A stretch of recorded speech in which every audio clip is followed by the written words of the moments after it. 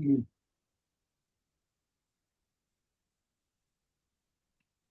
अस्मत् गुरुभ्यो नमः। अस्मत् परमगुरुभ्यो नमः। अस्मत् सर्वगुरुभ्यो नमः। श्रीमते रामानुजाय नमः। रामानुजदया पात्रं ज्ञानवैराग्यभूषणं श्रीमद्वेङ्कटनाथार्यं वन्दे वेदान्तदेशिकं लक्ष्मीनाथसमारम्भां नाथयामनमध्यमाम् अस्मदाचार्यपर्यन्तां वन्दे गुरुपरम्पराम् यो नित्यमच्युतपदाम्बुजयुग्मरुक्मं व्यामोहतस्थलितराणि तृणाय मेने तस्मद्गुरोर्भगवतोऽस्य दैकसिन्धोः रामानुजस्य चरणयोस्तनया विभूतिः सर्वं यदेव नियमेन मदन्वयानाम् आद्यस्य न कुलपतेर्वकुलाभिरामं श्रीमत्तदङ्घ्रियुगलं प्रणमामि मूर्ध्ना भूतं सरश्च महदात्मयवट्टनः तश्रीभक्तिसारकुलशेखरयोगिवाहान् भक्तान् धीरेण परकालयतीन्द्रमिश्रान् श्रीमत्परां कृशमनिं प्रणतोऽस्मि नित्यम् श्रीमान् वेङ्कटनाथार्यः कवितार्किककेसरी वेदान्ताचार्यवर्यो मे सन्निधत्तां सदा हृदि गुरुभ्यः तद्गुरुभ्यश्च नमो भागमदीमहे व्रीमहे च तत्राद्यो दम्पती जगदाम्पति स्वशेषभूतेन मया स्वीयैः सर्वपरिच्छिदैः विधातुं परितमात्मानं श्रीमान् तत्मते स्पर्यं शुक्लाम्बरधरं विष्णुं शशिवर्णं चतुर्भुजं प्रसन्नवदनं ध्यायेत् सर्वविघ्नोपशान्तये यस्य धीरदभक्त्राद्याः पारिषद्याः परश्वतं विघ्नन्ति सततं विश्वक्सेनं तमाश्रये दिव्याकारं सरोजाक्षं शङ्खचक्रगदाधरं मुकुन्दध्वानन्दीं विश्वक्सेनमुपास्महे ज्ञानानन्दमयं देवं निर्मलं स्फुटिकाकृतिम् आधारं सर्वविद्यानां हयग्रीवमुपास्महे व्यासं वसिष्ठनप्तारं जगत्पौत्रमकल्मषम् पराशरात्मजं वन्दे सुखदातं तपोनिधिं व्यासाय विष्णुरूपाय व्यासरूपाय विष्णवे नमो वै ब्रह्मनिधये वासिष्ठाय नमो नमः। जयति पराशरसूनुः सत्यवती हृदयनन्दनो व्यासः यस्यास्य कमलगलितं वाङ्मयममृतं जगत्पिबति नारायणं नमस्कृत्य नरं चैव नरोत्तमं देवीं सरस्वतीं व्यासं ततो जयमुदीरयेत्। कृष्णं कमलपत्राख्यं पुण्यश्रवणकीर्तनं वासुदेवं जगद्योनिं नौमि नारायणं वरं कृष्णाय यादवेन्द्राय ज्ञानमुद्राय योगिने नाथाय रुक्मिणीशाय नमो वेदान्तवेदिने नमोऽस्तु ते व्यासविशालबुद्धे पुल्लारविन्दायतपत्नेत्र येन त्वया भारततैलपूर्णः प्रज्वालितो ज्ञानमयप्रदीपः युधिष्ठिरो धर्ममयो महाद्रुमः स्कन्दोऽर्जुनो भीमसेनोऽस्य शाखाः माद्रीसुधा पुष्पफले समृद्धे मूलं कृष्णं ब्रह्म च ब्राह्मणाश्च भीष्मद्रोणतटा चैत्रतजला गान्धार नीलोत्पला शल्यग्रावती कृपेण वैनीकर्ण्येन वेलाकुला अश्वत्थाम विकर्णघोरमकरा दुर्योधनावर्तिनी सोत्तीर्णः कल्पाण्डवैरनन्देकैवर्तके केशवे धर्मे चार्थे च कामे च मोक्षे च भरतर्षभ यदि हस्ति तदन्यत्र अन्येहास्ति न तत्क्वचित् महत्त्वे च गुरुत्वे च ध्रियमाणं यतोऽधिकं महत्त्वात् भारवत्वाच्च महाभारतमुच्यते। अष्टमैषी समेता श्रीकृष्णाय परब्रह्मणे नमः। अतः श्रीमन्महाभारते शान्तिपर्वे राजधर्मपर्वे एकोनषष्टितम अध्यायः 58ನೇ ನಿಲ್ಲಿಸಿದ್ವಿ. ಭೀಷ್ಮನು ಧರ್ಮರಾಜನಿಗೆ ಚಾತುರ್ವರ್ಣ್ಯ ಧರ್ಮಗಳನ್ನು ತಿಳಿಸಿದ್ವಿ. ಅತ್ಯಂತ ಮುಖ್ಯವಾದದ್ದು 4 ವರ್ಣಗಳು, ಅವುಗಳ ಆಚರಣೆಯಲ್ಲ. ಎಲ್ಲರೂ ಕೂಡ ಜಾತಿ ಪದ್ಧತಿ ಪೂರ ತೆಗೆದುಬಿಡ್ಬೇಕು, ಮಾಡಿಬಿಡ್ಬೇಕು ಅಂತ ಇಲ್ಲ. 70 ವರ್ಷದಿಂದ ಪ್ರಯತ್ನ ಮಾಡಿದ್ರೆ ಆಗ್ತೇನೋ ಇನ್ನೊಂದಷ್ಟು ಹೊಸ ಜಾತಿಗಳು ಉಟ್ಕೊಂತಷ್ಟೇ, ಯಾರು ತೆಗಿಯಕ್ಕಾಗಲ್ಲ. ವರ್ಣ ಸಂಕರಗಳಾಗಿ ಇನ್ನೊಂದಷ್ಟು ಹೊಸದಾಗತ್ತೆ. ಸರಿಯಾಗಿ ಇರ್ಬೇಕಾದದ್ದೇನು ಅಂದ್ರೆ ವರ್ಣ ಆಶ್ರಮ ಧರ್ಮಗಳನ್ನ ಎಲ್ಲರೂ ಸರಿಯಾಗಿ ಪಾಲಿಸಿದ್ರೆ ರಾಮರಾಜ್ಯ ಆಗುವಂತ. ಪ್ರತಿಯೊಬ್ಬರು ಅವರವರ ಧರ್ಮದಲ್ಲಿ. ಅಷ್ಟಮೈಷಿ ಸಮೇತ ಶ್ರೀಕೃಷ್ಣಾಯ ಪರಬ್ರಹ್ಮಣೇ ನಮಃ.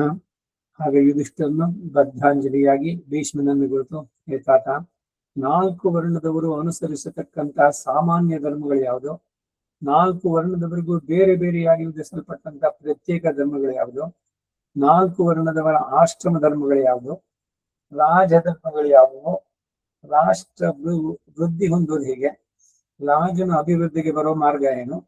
ಪುರಜನರನ್ನ ಭೃತ್ಯರನ್ನ ಅಭಿವೃದ್ಧಿಗೊಳಿಸುವಂತ ಮಾರ್ಗಗಳು ಯಾವುದು? ಕೋಶ, ದಂಡ, ದುರ್ಗಗಳು, ಸಹಾಯಕರು, ಮಂತ್ರಿಗಳು, ಋತ್ವಿಕಗಳು, ಪುರೋಹಿತರು, ಆಚಾರ್ಯರು, ಇವರು ಎಂಥವರಾಗಿರ್ಬೇಕು? ಅವರಲ್ಲಿ ಎಂಥವರನ್ನ ರಾಜನು ತೊಲಗಿಸಿಬಿಡ್ಬೇಕು? ರಾಜನು ಯಾವ ಯಾವ ವಿಪತ್ತುಗಳಲ್ಲಿ ಎಂತೆಂಥವರನ್ನ ನಂಬಬಹುದು? ರಾಜನು ತನಗೆ ಅಪಾಯ ಇಲ್ಲದಂತೆ ರಕ್ಷಿಸಿಕೊಳ್ಳುವ ಮಾರ್ಗಗಳು ಯಾವುದು? ಭೃತ್ಯರಿಂದ ರಾಜನು ಯಾವ ಶಬ್ದವನ್ನು ಮಾಡಿಸಿಕೊಳ್ಳಬೇಕು? ಆ ಶಬ್ದಕ್ಕೆ ತಪ್ಪಿ ನಡೆದರೆ ಅಪರಾಧಕ್ಕೆ ಶಿಕ್ಷೆ ಏನು? ಇವುಗಳ ವ್ಯವಹಾರ ಕ್ರಮವನ್ನು ನನಗೆ ವಿವರಿಸಬೇಕು ಎಂದು ಭೀಷ್ಮನು ಕೈ ಜೋಡಿಸಿ ಮಹತ್ತಾದ ಧರ್ಮಕ್ಕೂ ಲೋಕಕರ್ತನಾದ ಶ್ರೀಕೃಷ್ಣನಿಗೂ ಇಲ್ಲಿ ನೆರೆದಿರುವ ಸಮಸ್ತ ಬ್ರಾಹ್ಮಣರಿಗೂ ನಮಸ್ಕರಿಸಿ ಸನಾತನ ಧರ್ಮಗಳನ್ನು ಹೇಳ್ತೇನೆ.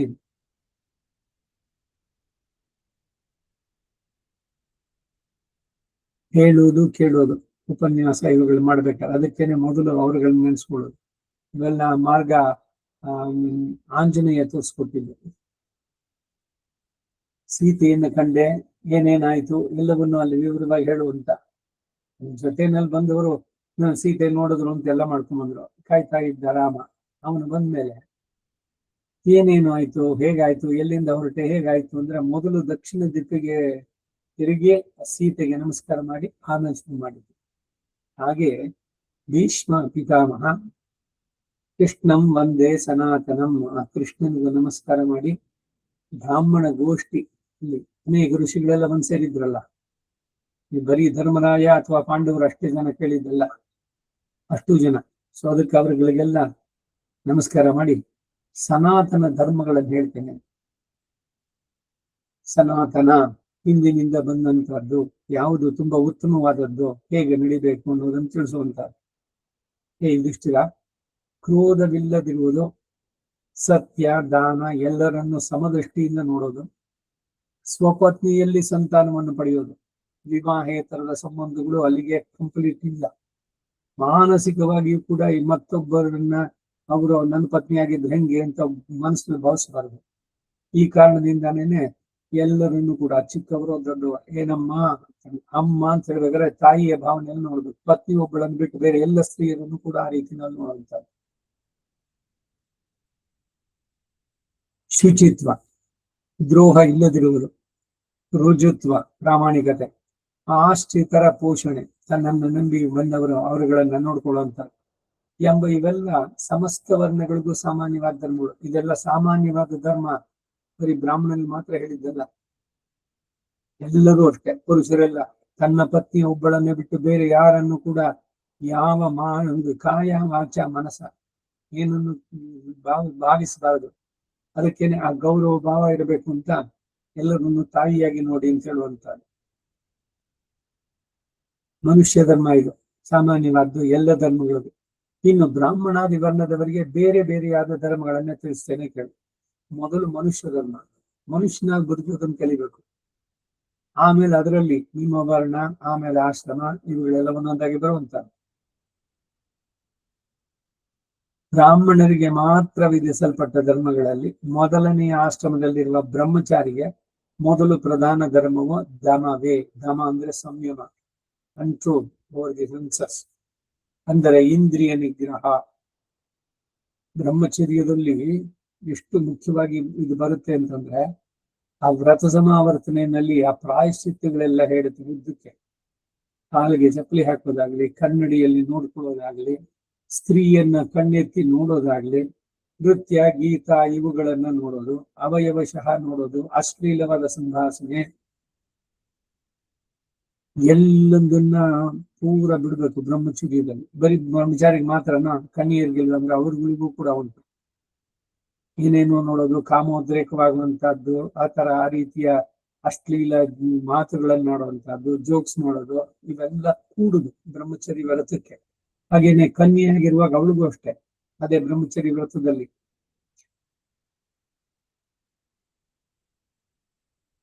ವೇದಾಧ್ಯಯನ ಮತ್ತು ಇತರರಿಗೆ ವೇದಗಳನ್ನು ಓದಿಸುವುದು, ಅವೆರಡು ಅವನ ಧರ್ಮಗಳು.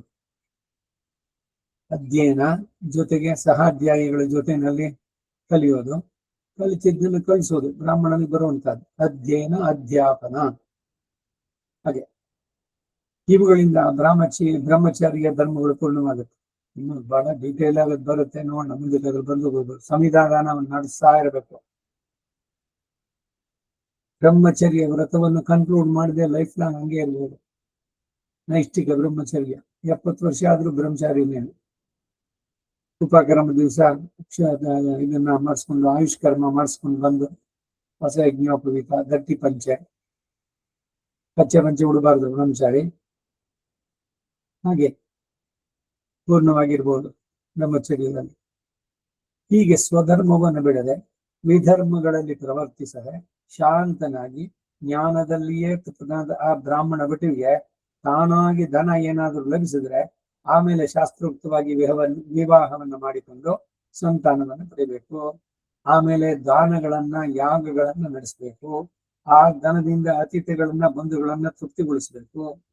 ಬ್ರಾಹ್ಮಣನಿಗೆ ವೇದಾಧ್ಯಯನ ಒಂದರಿಂದಲೇ ವಿಹಿತ ಕರ್ಮಗಳೆಲ್ಲ ಮುಗಿಸಿದಂತಾಗತ್ತೆ. ಬೇರೆ ಕರ್ಮಗಳನ್ನು ಮಾಡದಿದ್ರು ವೇದಾಧ್ಯಯನದಿಂದಲೇ ಅವನು ಮೈತ್ರ ಎನಿಸ್ಕೊಳ್ತಾನೆ. ಬ್ರಹ್ಮಚಾರಿ ಬೇರೆ ವೃತ್ತಿ ಅಂತ ಇದೇ ಇಲ್ಲ. ಷಟ್ಕರ್ಮ ನಿರತ ಬ್ರಾಹ್ಮಣ ಅಧ್ಯಯನ ಅಧ್ಯಾಪನ ಯಜನ ಯಾಜನ ದಾನ ಪ್ರತಿಗ್ರಹ ತಾನೆಲ್ಲವನ್ನು ಕಲಿತು ಆಮೇಲೆ ಒಂದು ಆಶ್ರಮ ಮಾಡ್ಕೊಂಡು ಗುರುಕುಲ ಆಶ್ರಮ ಬರುವಂತ ಸ್ಟೂಡೆಂಟ್ಸ್ಗಳಿಗೆ ಹೇಳ್ಕೊಡೋದು ಷಡಂಗ ಸಹಿತವಾಗಿ. ಅವರುಗಳು ಏನ್ ತಾವಾಗಿ ತರ್ತಾರೋ ಅವ್ರಿಗೆ ಹೇಳೋದಲ್ಲ ನನ್ನ ಫೀಸ್ ಇಷ್ಟು ಕೊಡ್ಬೇಕು ಅಂತ, ಅದೆಲ್ಲ ಇಲ್ಲ. ವೇದವನ್ನ ವಿಕ್ರಯ ಮಾಡೋದು ಈ ಕಲಿಯುಗದಲ್ಲಿ ಇದೆಲ್ಲ ಇನ್ನೂ ತೀವ್ರವಾಗತ್ತೆ ಅಂತ. ಈಗಾಗ್ಲೇ ಎಲ್ಲ ವಿದ್ಯೆಗಳಿಗೂ ಬಂದ್ಬಿಟ್ಟಿದೆ. ಸಂಗೀತನೋ ಇನ್ನೊಂದು ಇನ್ಸ್ಟ್ರೂಮೆಂಟ್ ಅಲ್ಲೋ ಪಕ್ಕವಾದ್ಯಗಳು. ಒಂದು ಕ್ಲಾಸ್ಗೆ 1000 ರೂಪಾಯೋ 500 ರೂಪಾಯೋ ಹೀಗೆ ಒಂದೊಂದು ಕ್ಲಾಸ್ಗೆನೆ ಅಷ್ಟು. ವೇದವನ್ನ ವಿಕ್ರಯ ಮಾಡಬಾರ್ದು. ನಾವೇದ ಹೇಳ್ಕೊಡ್ತೀನಿ ನನ್ನ ಫೀಸ್ ಇಷ್ಟು ತಿಂಗಳಿಗೆ ಅಂತಂದು ಕೇಳಿದ್ರೆ ಅವನು ವೇದವನ್ನು ವಿಕ್ರಯ ಮಾಡುವಂತ ಅತ್ಯಂತ ನೀಚನಾಗಿ ನೋಡ್ತಾರೆ ಸ್ಮೃತಿಗಳಲ್ಲಿ. ಇದ್ರಲ್ಲಿ ವೇದವನ್ನು ವಿಕ್ರಯ ಮಾಡಬಾರ್ದು. ವೇದಾಧ್ಯಯನದಲ್ಲೇ ಅವನು ಮೈತ್ರ ಎನಿಸ್ಕೊಳ್ತಾನೆ. ಕ್ಷತ್ರಿಯನು ದಾನ ಮಾಡೋದಕ್ಕೆ ಅರ್ಹನೆ ಹೊರತು ಬ್ರಾಹ್ಮಣನಂತೆ ದಾನ ತೆಗಿಬಾರ್ದು. ಕ್ಷತ್ರಿಯನವನು ದಾನ ಸ್ವೀಕಾರ ಮಾಡಬಾರ್ದು. ತಾನು ಯಾಗವನ್ನು ಮಾಡಬಹುದೇ ಹೊರತು ತಾನು ಋತ್ವಿಕ್ಕಾಗಿ ಮತ್ತೊಬ್ಬರಿಂದ ಯಾಗವನ್ನು ಮಾಡಿಸಬಾರದು. ಕ್ಷತ್ರಿಯನಿಗಿದೆ. ಬ್ರಾಹ್ಮಣನಿಗೆ ತಾನೇ ಯಜ್ಞವನ್ನು ಮಾಡೋದು, ಯಜ್ಞವನ್ನು ಮಾಡಿಸೋದು ಯಜನ ಯಾಜನ. ಕ್ಷತ್ರಿಯನಿಗೆ ಒಂದು ಕಡಿಮೆ ಆಗತ್ತೆ. ತಾನು ವೇದವನ್ನು ಕಲಿಬಹುದೇ ಹೊರತು ಮತ್ತೊಬ್ಬನಿಗೆ ಕಲಿಸಲು ಕ್ಷತ್ರಿಯನಿಗೆ ಅಧಿಕಾರವಿಲ್ಲ. ಉಪನಿಷತ್ತಿನಲ್ಲಿ ಅಶ್ವಪತಿ ಕೇಕೆಯ ಹೇಳಿಕೊಟ್ಟ ಅದೊಂದು ಎಕ್ಸೆಪ್ಷನ್ ಅಲ್ಲಿ ಉದ್ದಾಲಕನಿಗೆ. ವೈಶ್ವಾನರ ವಿದ್ಯೆ ಬಗ್ಗೆ ಇವ್ರಿಗೆ ಗೊತ್ತಿಲ್ಲ. ಗುರುವಾದವನ್ ಸಿನ್ಸಿಯರ್ ಹೋಗ್ದ ರಾಜನಿಗೆ ಹೇಳ್ತಾನೆ, ಇಲ್ಲಿ ತನಕ ಅದು ಕ್ಷತ್ರಿಯನ್ನು ಮಾತ್ರ ಗೊತ್ತಿಲ್ಲ, ಇದು ಗೊತ್ತಿರ್ಲಿಲ್ಲ. ಹಾಗಿದ್ರೆ ನೀವು ನನ್ನ ಶಿಷ್ಯನಾಗಿರ್ಬೇಕು. ಈ ವಿದ್ಯೆ ಇದೆಲ್ಲ ಕಲಿಬೇಕಾದ್ರೆ 1 ವರ್ಷ ಶಿಷ್ಯನಲ್ಲಿ ಶಿಷ್ಯವೃತ್ತಿಯನ್ನು ನಡೆಸ್ಬೇಕು. ಏನ್ ಅವ್ರು ಹೇಳ್ಕೊಡ್ತಾರೋ ಬಿಡ್ತಾರೋ ಅವರಲ್ಲಿ ಸೇವೆ, ಗುರುವಿನ ಇದರಲ್ಲಿ ಅವನ ಮನೆ ಕೆಲಸಗಳು ಮತ್ತೊಂದು ಎಲ್ಲವನ್ನು ಮಾಡ್ಕೊಡೋದು. ಎಲ್ಲ ಉಪನಿಷತ್ತಿನಲ್ಲಿ ಎಷ್ಟು ಇದಾಗಿತ್ತು ಅಂತಂದ್ರೆ ಕಲಿಯಬೇಕು ಅನ್ನೋವನಿಗೆ ಎಷ್ಟು ತೀವ್ರವಾಗಿರ್ಬೇಕು ಕಲಿಯುವಂತ. ಅದಕ್ಕಾಗಿ ಏನ್ ಬೇಕಾದ್ರೂ ನಾನು ಮಾಡ್ತೀನಿ ಅಂದ್ರೆ ಸಿದ್ಧವಾಗಿರ್ಬೇಕು. ಬರೀ ಮೇಲ್ ಮಲಗಬೇಕು. ಗುರುವಿಗೆ ಇದು ಅವನಿಗೆ ಬೇಕಾದ ಸಮಿತ್ತು ಇವುಗಳನ್ನೆಲ್ಲ ಸಂಗ್ರಹಿಸೋದು ಗಾಡಿನಲ್ಲಿ. ಗುರುಪತ್ನಿಗೆ ಏನೇನ್ ಬೇಕೋ ಆ ಅಸಿಸ್ಟೆನ್ಸ್ ಎಲ್ಲ ಮಾಡೋದು. ಆಶ್ರಮದಲ್ಲಿ ಬೇರೆ ಎಲ್ರಿಗೂ ಕೊಡೋದು, ಎಲ್ಲ ಕೆಲಸಗಳು. ಹಸುವನ್ನು ಮೇಯಿಸ್ಕೊಂಡ್ ಬರೋದು, ಬೇಕಾದಷ್ಟು ಕಥೆಗಳು ಬರುತ್ತೆ ಉಪನಿಷತ್ತಿನಲ್ಲಿ. ಸತ್ಯಗಾಮ ಜಾಬಾಲಿ ಅವನ ಕಥೆ ಎಲ್ಲ ಆದ್ಮೇಲೆ ಅವನ ಹತ್ರ ಇನ್ನೊಬ್ಬ ಬಂದ, ನನಗೆ ಬ್ರಹ್ಮವಿದ್ಯೆಯನ್ನು ತಿಳಿಸಿ ಇಲ್ಲ. ಅದಕ್ಕೆ ಅವನು ಹೇಳಿದ್ದೇನು ಗೊತ್ತಾ, ಬ್ರಹ್ಮವಿದ್ಯೆ ತಿಳಿಬೇಕಾ, ನನ್ನಲ್ಲಿ 1 ವರ್ಷ ಸೇವೆ ಮಾಡು, ಆಮೇಲೆ ನನಗ್ ಗೊತ್ತಿದ್ರೆ ನಾನು ನಿಂಗೆ ಹೇಳ್ತೀನಿ. ಇಲ್ಲ ಅಲ್ಲೇ ಫಿಲ್ಟ್ ಆಗಿ ಹೋಗುತ್ತೆ. ಇವನು ಗೊತ್ತಿದೆಯಾ ಇಲ್ಲ, ಅವ್ನ ಕಾನ್ಫಿಡೆನ್ಸ್ ಏನೋ ಅವ್ನು ಇದೆಯಾ. ಅವನಿಗೆ ಗೊತ್ತಿಲ್ಲ ಅಂತಂದ್ರೆ 1 ವರ್ಷ ಸೇವೆ ಮಾಡಿದ್ಮೇಲೆ ಸುಮ್ಮನೆ ಹೋಗ್ಬೇಕು. ಇದು ಶಿಷ್ಯರಿಗೆ ಎಷ್ಟು ಮಟ್ಟಿಗೆ ಅದರಲ್ಲಿ ಆಸಕ್ತಿ ಇದೆ ಅನ್ನೋದನ್ನ ನೋಡೋ ಪರೀಕ್ಷೆ. ಆಮೇಲೆ ತಿಳಿಸ್ತಾನೆ. ಅವರ ಹೆಸರುಗಳಲ್ಲೇನೆ ಆ ವಿದ್ಯೆಗಳು ಪ್ರಸಿದ್ಧವಾಗತ್ತೆ. ಮುಂದಕ್ಕೆ ಕಲಿಯುವಂತಹ ತೀವ್ರತೆ ಅದಿರ್ಬೇಕಾಗುತ್ತೆ. ಕ್ಷತ್ರಿಯನಿಗೆ ಕಲಿಯಬಹುದೇ ಹೊರತು ಕಲಿಸೋದಕ್ಕೆ ಅವಕಾಶ ಇಲ್ಲ. ಪ್ರಜಾರಕ್ಷಣೆ, ಚೋರರನ್ನ ನಿಗ್ರಹಿಸುವುದು, ಯುದ್ಧದಲ್ಲಿ ಪರಾಕ್ರಮ ತೋರಿಸುವುದು, ಯಾಗಗಳನ್ನ ನಡೆಸೋದು, ವಿದ್ಯಾವಂದನ ಆಗುವುದು, ಇವುಗಳಿಂದ ಕ್ಷತ್ರಿಯರು ಪುಣ್ಯ ಲೋಕಗಳನ್ನು ಪಡಿತಾರೆ. ರಾಜರೇ ನಡೆಸುವಂತ ಹೋಮಗಳಿದೆ, ಬ್ರಾಹ್ಮಣ ನಡೆಸೋಕ್ಕಾಗಲ್ಲ. ಅದು ಅದಕ್ಕೆ ಬಹಳಾಗಿ ಧನ ಜನ ಎಲ್ಲ ಇದು ಬೇಕು, ಸೌಕರ್ಯ. ಅದಕ್ಕಾಗಿ ರಾಜನು ಬ್ರಾಹ್ಮಣರನ್ನ ಮುಂದೆ ಇಟ್ಟುಕೊಂಡು ನಡೆಸುವಂತ, ಈಗ ಅಶ್ವಮೇಧ ಇಂಥದ್ದೆಲ್ಲ ಸಾಮಾನ್ಯವಾದ ಯಾಗಗಳೆಲ್ಲ ಇವ್ರು ಮಾಡ್ಲಿಕ್ಕೆ ಆಗಲ್ಲ, ಹೆಸರಿಗೆ ಬರುವಂತ. ಯುದ್ಧದಲ್ಲಿ ಗಾಯ ಪಡೆದ ಹಿಂತಿರುಗಿ ಬರುವ ಕ್ಷತ್ರಿಯನ ಕಾರ್ಯವನ್ನ ಹಿರಿಯರು ಅಷ್ಟಾಗಿ ಕೊಂಡಾಡೋದಿಲ್ಲ. ಅದು ನೀಚ ಕ್ಷತ್ರಿಯ ನಡತೆ ಅಂತ ಹೇಳ್ತಾರೆ. ಅಂದ್ರೆ ಧೈರ್ಯವಾಗಿ ಅಲ್ಲಿ ಮುನ್ನುಡ್ಡಿ ವೀರಾವೇಶದಿಂದ ಹೋರಾಡಿ ಬರಬೇಕು. ಈಗ ಲಕ್ಷ್ಮಣನೋ ರಾಮನೋ ಇವರೆಲ್ಲ ಘಾಸಿಗೊಂಡ್ರು ಎಲ್ಲ ಅಲ್ಲಿ ಯುದ್ಧದಲ್ಲಿ, ಬೇರೆ ಅವರು ಎದುರು ಶತ್ರುಗಳು ಇದು ಮಾಡಿದ್ರು. ಹಾಗೆ ಏನೂ ಮಾಡ್ಕೊಳ್ಳದೆ ಬಂದ ಅಂತಂದ್ರೆ ಅವ್ನು ಸರಿಯಾಗಿ ಯುದ್ಧನೇ ಮಾಡಿಲ್ಲ ಅಂತ, ಅದಕ್ಕಾಗ ಅವನಿಗೆ ಅಷ್ಟೊಂದು ನೀಚ ಕ್ಷತ್ರಿಯ ಅಂತಂದ್ರು. ಹಾಗೆ ಈ ಕ್ಷತ್ರಿಯನಿಗೆ ಚೋರನನ್ನು ಅಡಗಿಸುವುದಕ್ಕೆ ಸಮಾನವಾದ ಧರ್ಮ ಬೇರೊಂದಿಲ್ಲ. ಧರ್ಮ ಸಮಾಜದಲ್ಲಿ ನಿಲ್ಲಬೇಕು ಅಂತಂದ್ರೆ ದಂಡನೆ. ಆ ದಂಡನೆಯನ್ನು ಕೊಡುವುದಕ್ಕೆ ಕ್ಷತ್ರಿಯನಿಗೆ ಅಧಿಕಾರ. ಯಾರು ತಪ್ಪು ಮಾಡಿದ್ರೆ ಅವರನ್ನ ಶಿಕ್ಷಿಸುವಂತಹದ್ದು ಇದೆಲ್ಲ. ಯಜ್ಞ, ಧ್ಯಾನ, ಅಧ್ಯಯನ ಎಂಬ ಈ ಮೂರು ರಾಜರಿಗೂ ಕ್ಷೇಮಕರವಿದೆ. ರಾಜನು ಯುದ್ಧವನ್ನು ಮಾಡಬೇಕು, ಪ್ರಜೆಗಳನ್ನ ಅವರವರ ಧರ್ಮಗಳನ್ನೇ ನೆಲೆಗೊಳಿಸ್ಬೇಕು. ಬರೀ ಯುದ್ಧ ಮಾಡೋದೊಂದೇ ಅಲ್ಲ, ಸುಮ್ಮನೆ ಬೇರೆ ಬೇರೆ ಕಾಲ್ ಕರ್ಕೊಂಡು ಇನ್ನೊಬ್ಬರ ಮೇಲೆ ಯುದ್ಧಕ್ಕೆ ಹೋಗೋದು ಅದಲ್ಲ. ಶತ್ರುಗಳು ಎದುರಿಸಿ ಬಂದ್ರೆ ತನ್ನ ಪ್ರಜೆಗಳನ್ನ ರಕ್ಷಿಸುವುದಕ್ಕಾಗಿ ತಾನು ಯುದ್ಧ ಮಾಡುವಂತ. ಅದರ ಜೊತೆಗೆ ಪ್ರತಿಯೊಬ್ಬ ಪ್ರಜೆಯು ಆ ರಾಜನ ರಾಜ್ಯದಲ್ಲಿರುವಂತ ಧರ್ಮವನ್ನ ಅತಿಕ್ರಮಿಸಿದ್ರೆ ಅವರಿಗೆ ಶಿಕ್ಷೆಯನ್ನು ವಿಧಿಸುವಂತಹದ್ದು ಅದು ಅವನಿಗೆ ಕರ್ತವ್ಯ. ರಾಜನಿಗೆ ಧರ್ಮವನ್ನ ನೆಲೆಗೊಳಿಸುವಂತೆ ಮಾಡೋದು. ಧರ್ಮದ ಅತಿಕ್ರಮ ಇಲ್ಲದೆ ಜನರು ಒಂದೊಂದು ಕಾರ್ಯವನ್ನು ಕೂಡ ಶಾಂತಿಯಿಂದ ನೆಲೆಗೊಳಿಸುವಂತೆ ನೋಡ್ಬೇಕು. ರಾಜನು ಬೇರೆ ಯಾವ ಧರ್ಮಗಳನ್ನು ನಡೆಸದೆ ಹೋದ್ರು ಕೂಡ ತನ್ನ ಪ್ರಜೆಗಳನ್ನ ಚೆನ್ನಾಗಿ ರಕ್ಷಿಸಿದ್ರೆ ಅದೊಂದರಿಂದಲೇ ಎಲ್ಲ ಧರ್ಮಗಳನ್ನು ನಡೆಸಿದಂತಾಗುತ್ತೆ. ಅವನ ಕಾನ್ಸಂಟ್ರೇಷನ್ ತನ್ನ ಪ್ರಜೆಗಳ ಯೋಗಕ್ಷೇಮ, ಅದು ಫಸ್ಟ್ ಪ್ರಯಾರಿಟಿ. ತನ್ನ ಸ್ವಂತ ಸುಖಗಳೆಲ್ಲ ಆಮೇಲೆ ಬರುವಂತದ್ದು. ಹೀಗೆ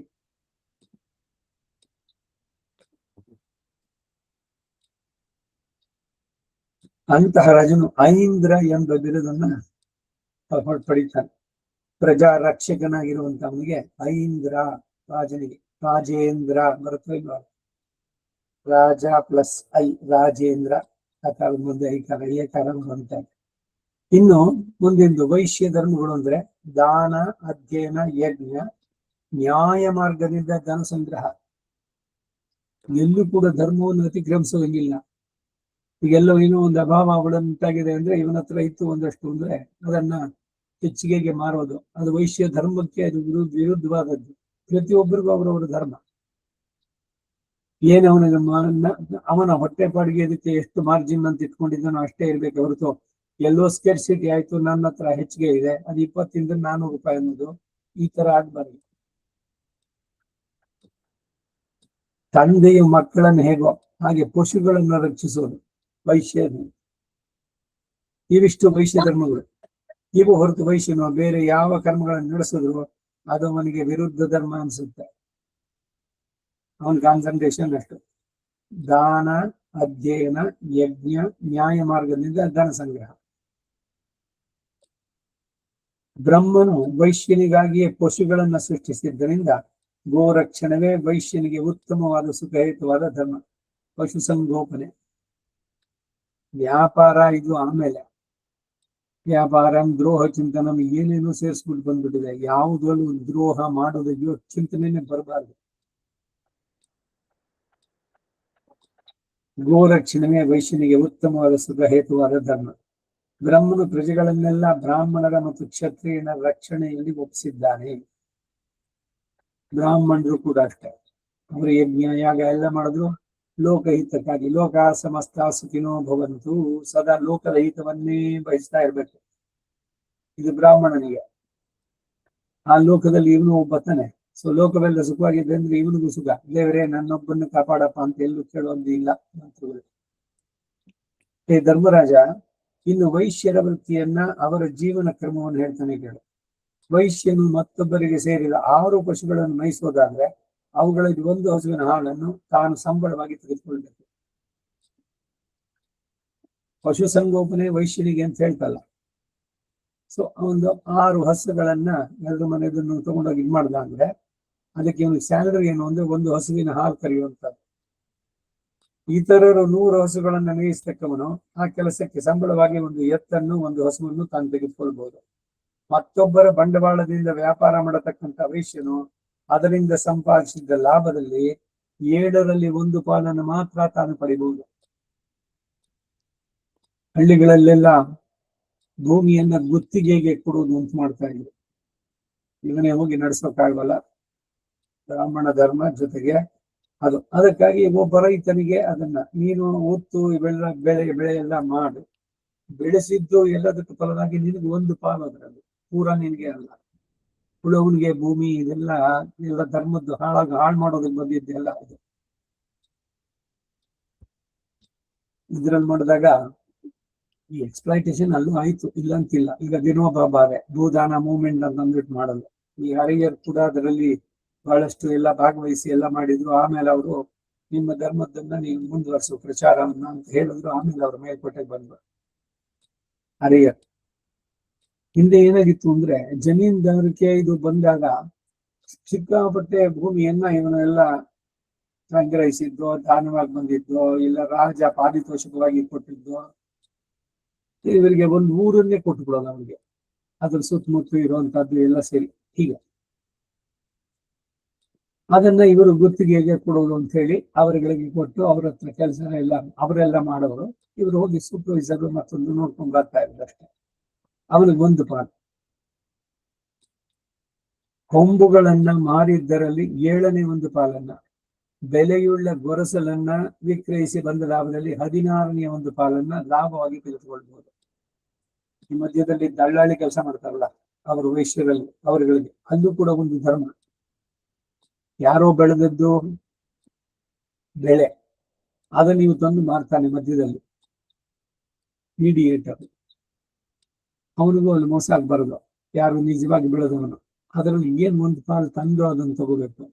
ಮಿಕ್ಕಿದ್ದನ್ನ ಮಾರಿ ಆ ಹಣವನ್ನ ಯಾರು ಬೆಳೆದ್ನೋ ಅವನಿಗೆ ಸರಿಯಾಗಿ ತಲುಪಿಸ್ಬೇಕು. ಇಲ್ಲೆಲ್ಲ ಧರ್ಮ ಆ ಚೌಕಟ್ಟು ಅದನ್ನ ಮೀರಬಾರದು. ಅವನ ಹತ್ರ ತುಂಬಾ ಚೀಪಾಗಿ ತಗೊಳ್ಳೋದು ಇದನ್ನ ಮಧ್ಯದಲ್ಲಿ. ಸೊ ಇವಾಗ ಬೆಳೆದವನಿಗೆ ಹೆಚ್ಚಿಗೆ ಸಿಗೋದೇ ಇಲ್ಲ, ಮಧ್ಯದಲ್ಲಿ ಮೀಡಿಯೇಟರ್ಸ್ ಅವ್ರು ಚೆನ್ನಾಗಿ ದುಡ್ಡು ಮಾಡ್ತಾರೆ. ಇವೆಲ್ಲ ಸರಿಯಾದ ಮಾರ್ಗ ಅಲ್ಲ.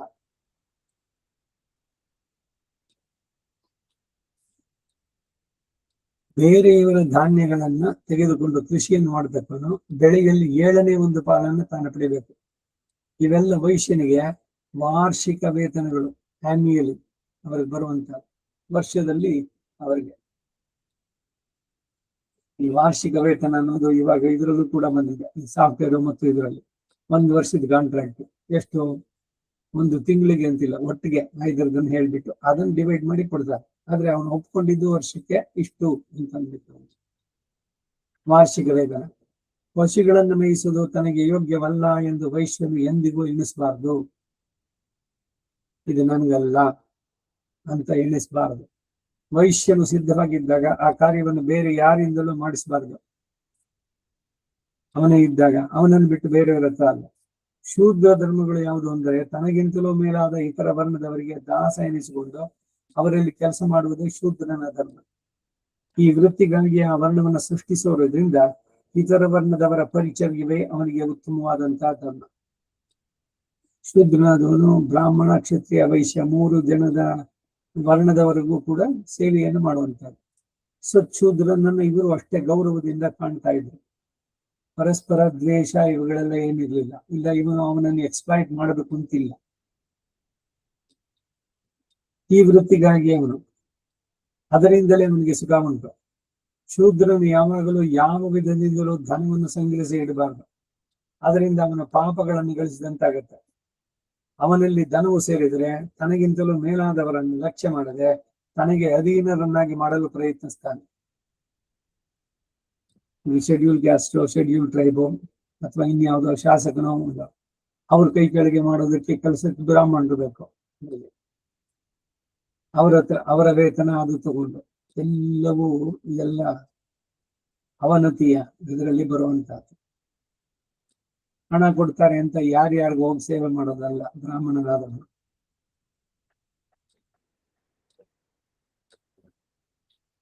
ಶೂದ್ರನು ಧರ್ಮವನ್ನು ನಡೆಸುವ ಉದ್ದೇಶದಿಂದ ರಾಜನ ಅನುಮತಿಯನ್ನು ಪಡೆದು ಧನವನ್ನು ಸೇರಿಸುವುದರಲ್ಲಿ ದೋಷ ಇಲ್ಲ. ಇತರ 3 ವರ್ಣದವರು ಶೂದ್ರನನ್ನ ಚೆನ್ನಾಗಿ ಪೋಷಿಸಬೇಕು. ನೋಡಿ, ಇದೆ, ಅವ್ರನ್ನ ಎಕ್ಸ್ಪೆಕ್ಟ್ ಮಾಡಬೇಕು ಅಂತಿಲ್ಲ.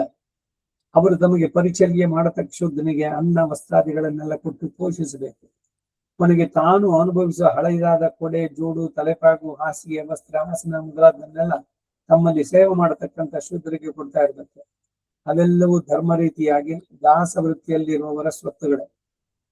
ಯಜಮಾನ ತಾನು ಉಪಯೋಗಿಸಿದ್ದನ್ನು ಅದನ್ನು ಶಿಷ್ಯರಿಗೆ ಕೊಡೋದು, ಅದು ತಪ್ಪೇನಿಲ್ಲ. ಗುರು ಅವೊಂದು ಶಿಷ್ಯನಿಗೆ, ಪತಿ ಪತ್ನಿಗೆ ಕೊಡುವಂತಹದ್ದು ಎಲ್ಲ ಎಷ್ಟು ಮಟ್ಟಿಗೆ ಅಂದ್ರೆ ಎಲ್ಲ.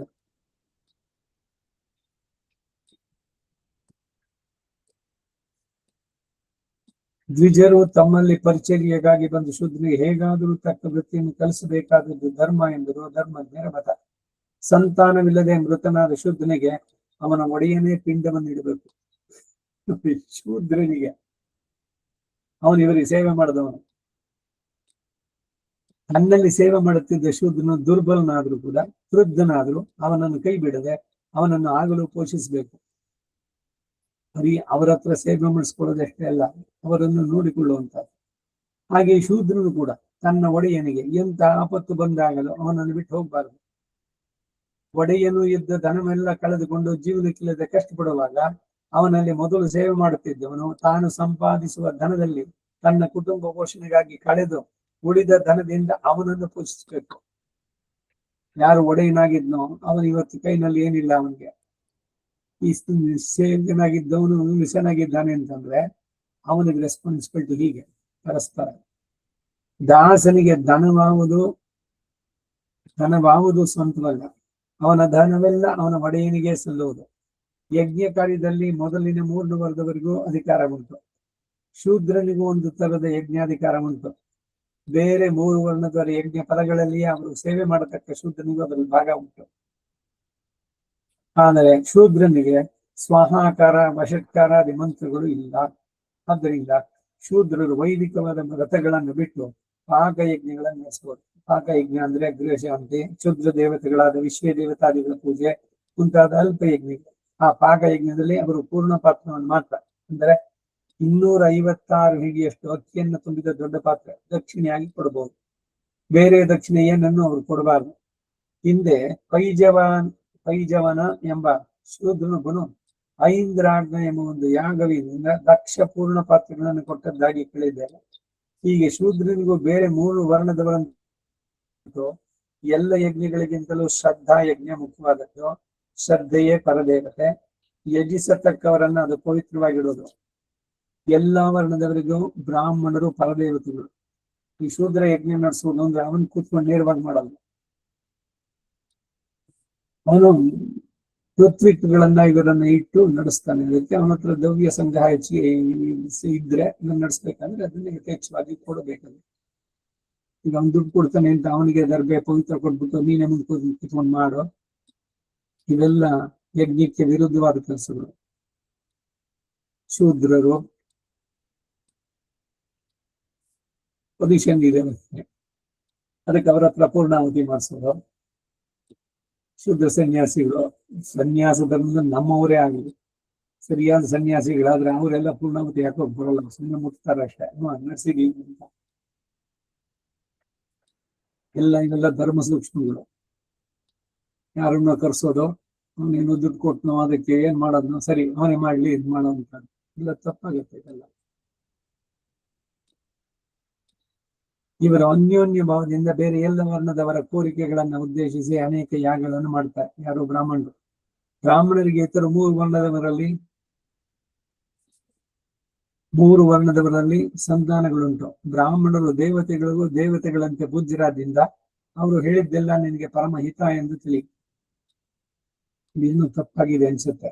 ಯಾಕಂದ್ರೆ ತುಂಬಾ ಕಡೆನಲ್ಲಿ ಹೇಳುತ್ತೆ ಬ್ರಾಹ್ಮಣನು ಏಕಪತ್ನಿ ವ್ರತನಾಗಿರ್ಬೇಕು ಅಂತ. ಬೇರೆ ಬೇರೆ ವರ್ಣದವ್ರ ಜೊತೆನಲ್ಲಿ ಮೂಲ ನೋಡ್ಬೇಕು. This is wrong. ಅವರಲ್ಲಿ ಸಂತಾನವನ್ನು ಪಡೆದ್ರೆ ಎಲ್ಲ ವರ್ಣ ಸಂಕರಗಳು. ಬ್ರಾಹ್ಮಣ, ಕ್ಷತ್ರಿಯ, ಅವನಿಂದ ಹುಟ್ಟಿದ ಮಕ್ಕಳೇನು, ಬ್ರಾಹ್ಮಣ ವೈಶ್ಯ, ಬ್ರಾಹ್ಮಣ ಶೂದ್ರ ಎಲ್ಲ ಮಾಡೋದು. ಬ್ರಾಹ್ಮಣ ಶೂದ್ರ ಸ್ತ್ರೀಯ ಜೊತೆ ಮಾಡಿದ್ರೆ ಹುಟ್ಟುವಂಗ ಚಂಡಾಳ ಅಂತ ದ್ವಿಜತ್ವ ಇವನು ಹೋಗುತ್ತೆ.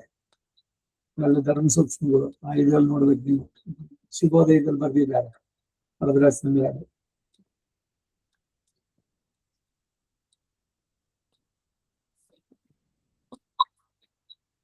ಆ ಬ್ರಾಹ್ಮಣರಿಗೆ ಸಕಲ ವರ್ಣಗಳು ಸಂತಾನ ಎನಿಸಿರೋದ್ರಿಂದ ಅವರು ಮಾಡತಕ್ಕ ಯಜ್ಞಗಳಲ್ಲಿ ಎಲ್ಲ ವರ್ಣದವರಿಗೂ ಸಂಬಂಧ. ಸಂತಾನ ಅಂದ್ರೆ ಏನು ಅಂದ್ರೆ ಇಲ್ಲಿ ಎಲ್ಲರನ್ನ ತನ್ನ ಮಕ್ಕಳಂತೆ ಕಾಣಬೇಕು ಅಂತಷ್ಟೇ.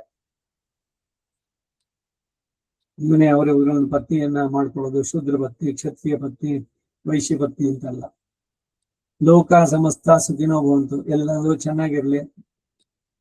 ಬ್ರಾಹ್ಮಣನಿಗೆ ಯಜ್ಞ ಯಾಗಗಳ ಅಧಿಕಾರವನ್ನು ಕೊಟ್ಟಾಗ ಬೇರೆಯವ್ರನ್ನೆಲ್ಲ ತನ್ನ ಮಕ್ಕಳಂತೆ ನೋಡುವಂತದ್ದು, ಆ ಭಾವದಿಂದ ನೋಡೋದು, ಆ ಉದಾರ ಭಾವ ಇರಬೇಕು.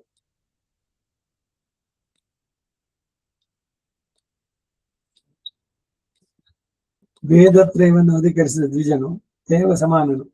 ಶೂದ್ರನಿಗೆ ಆ ವೇದಾಧಿಕಾರ ಇಲ್ಲ. ಅವನ ಪ್ರಾಜಾಪತ್ಯ ಎಂಬ ಪ್ರಜಾಧಿಪತಿಯನ್ನ ದೇವತೆಯಾಗಿ ಉಳ್ಳವನೆಂಬ ಬಿರುದಿಗೆ ಪಾತ್ರ. ಬ್ರಾಹ್ಮಣ ಆಗ್ನೇಯನು ಅಥವಾ ಮೈತ್ರನು, ಕ್ಷತ್ರಿಯನು ಐಂದ್ರನು ಎಂದು ಹೇಳಿಸಿಕೊಳ್ಳುವಂತೆ ಶೂದ್ರನಿಗೆ ಪ್ರಾಜಾಪತ್ಯ ಎಂದು ಹೆಸರು. ಮಾನಸಿಕವಾದ ಯಜ್ಞವು ಸಕಲ ವರ್ಣದವರೆಗೂ ಉಂಟು. ಯಜ್ಞಗಳಲ್ಲಿ ಶಾರೀರಿಕ, ವಾಚಿಕ, ಮಾನಸಿಕ ಎಂದು 3 ವಿಧಗಳು. ಬ್ರಾಹ್ಮಣರಿಗೆ ಈ 3 ವರ್ಣ ಯಜ್ಞಗಳು ಉಂಟು. ಕ್ಷತ್ರಿಯರಿಗೆ, ವೈಶ್ಯರಿಗೆ ಕಾಯಿಕ ಯಜ್ಞ ಇಲ್ಲ. ಕಾಯಿಕ ಯಜ್ಞ ಅಂದ್ರೆ ಫಿಸಿಕಲ್ ಆಗಿ ಕೂತ್ಕೊಂಡು ಮಾಡೋದಿಲ್ಲ. ಅದಕ್ಕೆ ಪೂರಕವಾಗಿ ಅವ್ರು ನಡೆಸ್ಬೋದು. ಬ್ರಾಹ್ಮಣನ ಎತ್ಕೊಂಡು ಅವರು ಬ್ರಾಹ್ಮಣರ ಮೂಲಕವಾಗಿ ನಡೆಸ್ಬೇಕು. ಇವರು ವಾಚಿಕವಾದ ಮಂತ್ರಗಳನ್ನು ಹೇಳ್ಬೋದು.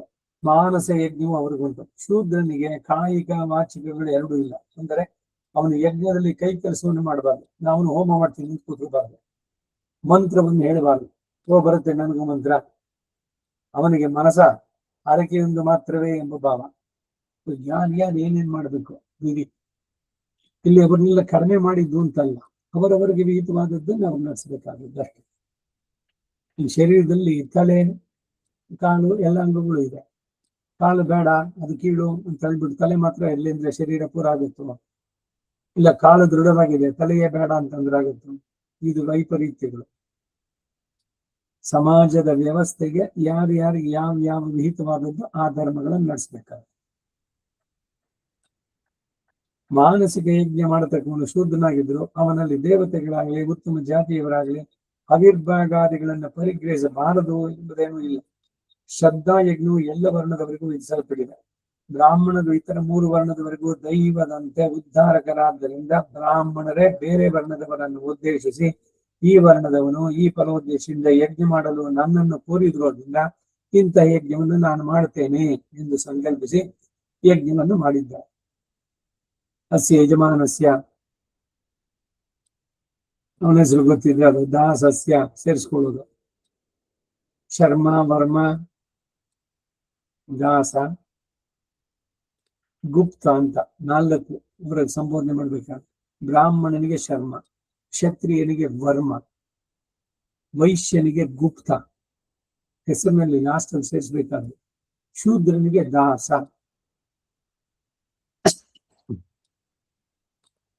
ಕೋಟೆ ಶ್ರೀನಿವಾಸ ದೇವಸ್ಥಾನದಲ್ಲಿ ಆ ತಾಯಾರ ಸನ್ನಿಧಿನಲ್ಲಿ ಮುಗಿದ್ದು.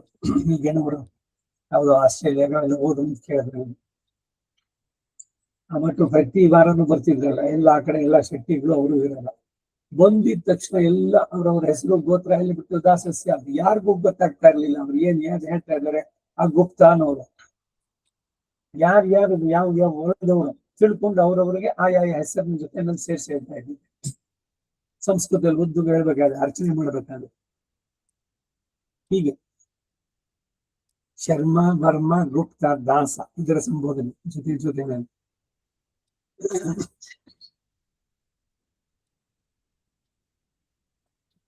ಆದರೆ ಅಂತ ಯಜ್ಞದಲ್ಲಿ ವೈದಿಕಾಗ್ನಿಯನ್ನು ಇಡದೆ ಅದಕ್ಕಿಂತಲೂ ಕೀಳುತರದ ವಿತಾನಾಗ್ನಿ ಎಂಬ ಲೌಕಿಕಾಗ್ನಿಯನ್ನು ಇಡುವರು. ಆದ್ದರಿಂದ ಬ್ರಾಹ್ಮಣನು ಇತರ 3 ವರ್ಣದವರೆಗೂ ಯಾಗ ಮಾಡಿಸ್ತಕ್ಕಂಥ ಅಧಿಕಾರ ಉಳ್ಳವನು ಎನಿಸ್ತಾನೆ.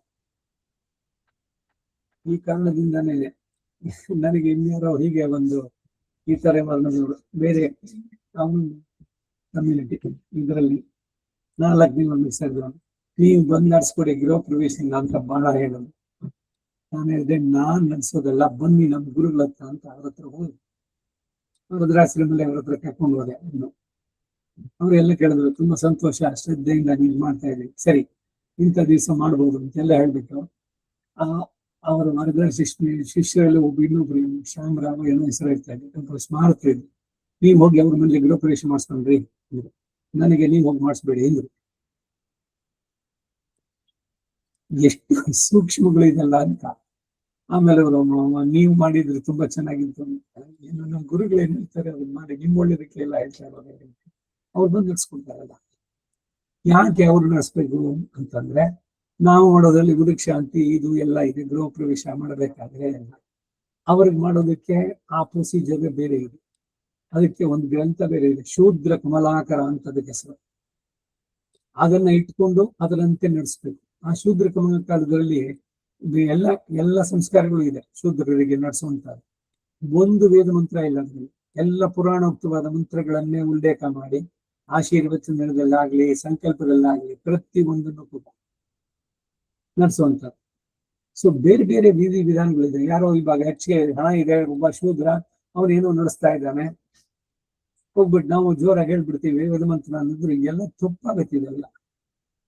ಅವನು ಸಂಭಾವನೆ ಹೆಚ್ಚಿಗೆ ಕೊಡ್ಬಹುದು, ಯಾವ್ದನ್ನ ಹೇಗೆ ನಡೆಸ್ಬೇಕು ಆ ರೀತಿನೇ ನಡೆಸ್ಬೇಕು. ಸುಮ್ಮನೆ ಬರುತ್ತೆ ಅಂತ ಎಲ್ಲಾ ಕಡೆನಲ್ಲಿ ಎಲ್ಲವನ್ನೂ ಹೇಳೋದನ್ನು. ಇವೆಲ್ಲ ಈಗಿನ ಕಾಲದಲ್ಲಿ ಬರುವಂತ ಶೋಚನೀಯ ಸ್ಥಿತಿಗಳು. ಯಾರೋ ತುಂಬಾ ದೊಡ್ಡದಾಗಿ ಹಣ ಇದ್ದವನು ಕಾರ್ನಲ್ಲಿ ಬಂದ ಅಂದ್ರೆ ಅವನಿಗೆ ಶೆಟಾರಿನೋ ಇದು ಮಾಡ್ಬಿಟ್ಟು ಏನು ವೇದ ಮಂತ್ರದಿಂದ ಅವನಿಗೆ ಆಶೀರ್ವಾದ ಮಾಡೋದು, ಇವೆಲ್ಲ ಧರ್ಮಕ್ಕೆ ವಿರುದ್ಧವಾದ ಕೆಲಸಗಳಾಗುತ್ತೆ.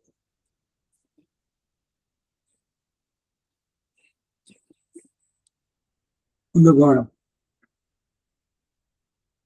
ಈ ಕಾರಣಗಳನ್ನೆಲ್ಲ ವಿವರಿಸುವಾಗ 4 ವರ್ಣಗಳು ಮೇಲೆ ಹೇಳಿದ ಯಜ್ಞ ಕಾರಣದಿಂದ ಧರ್ಮದಲ್ಲಿ ಸಮಾನ ಅಧಿಕಾರವುಳ್ಳವರು ಅಲ್ಲದೆ ಒಬ್ಬರಿಗೊಬ್ಬರು ಜ್ಞಾತಿ ಸಂಬಂಧವುಳ್ಳವರು. ಎಲ್ಲರೂ ಬ್ರಾಹ್ಮಣರಿಂದ ಬಂದ ಶಾಖೆಗಳೇ. ಬ್ರಾಹ್ಮಣರಿಗೆ ಕ್ಷತ್ರಿಯಾದಿ ಕನ್ಯೆಯರ ಸಂಬಂಧದಿಂದ ಎಲ್ಲರೂ ಆ ಪರಂಪರೆಗಳಲ್ಲಿ ಸೇರಿದವರೇ ಆಗ್ತಾರೆ. ಸೃಷ್ಟಿಯಲ್ಲಿ ಮೊದಲು ಹುಟ್ಟಿದವರು ಯಾರು ಎಂಬ ತತ್ವವನ್ನು ವಿಮರ್ಶಿಸಿದರೆ ಬ್ರಾಹ್ಮಣನೇ ಬ್ರಹ್ಮದೇವ ರೂಪದಿಂದ ಮೊದಲು ಸೃಷ್ಟಿಸಲ್ಪಟ್ಟ.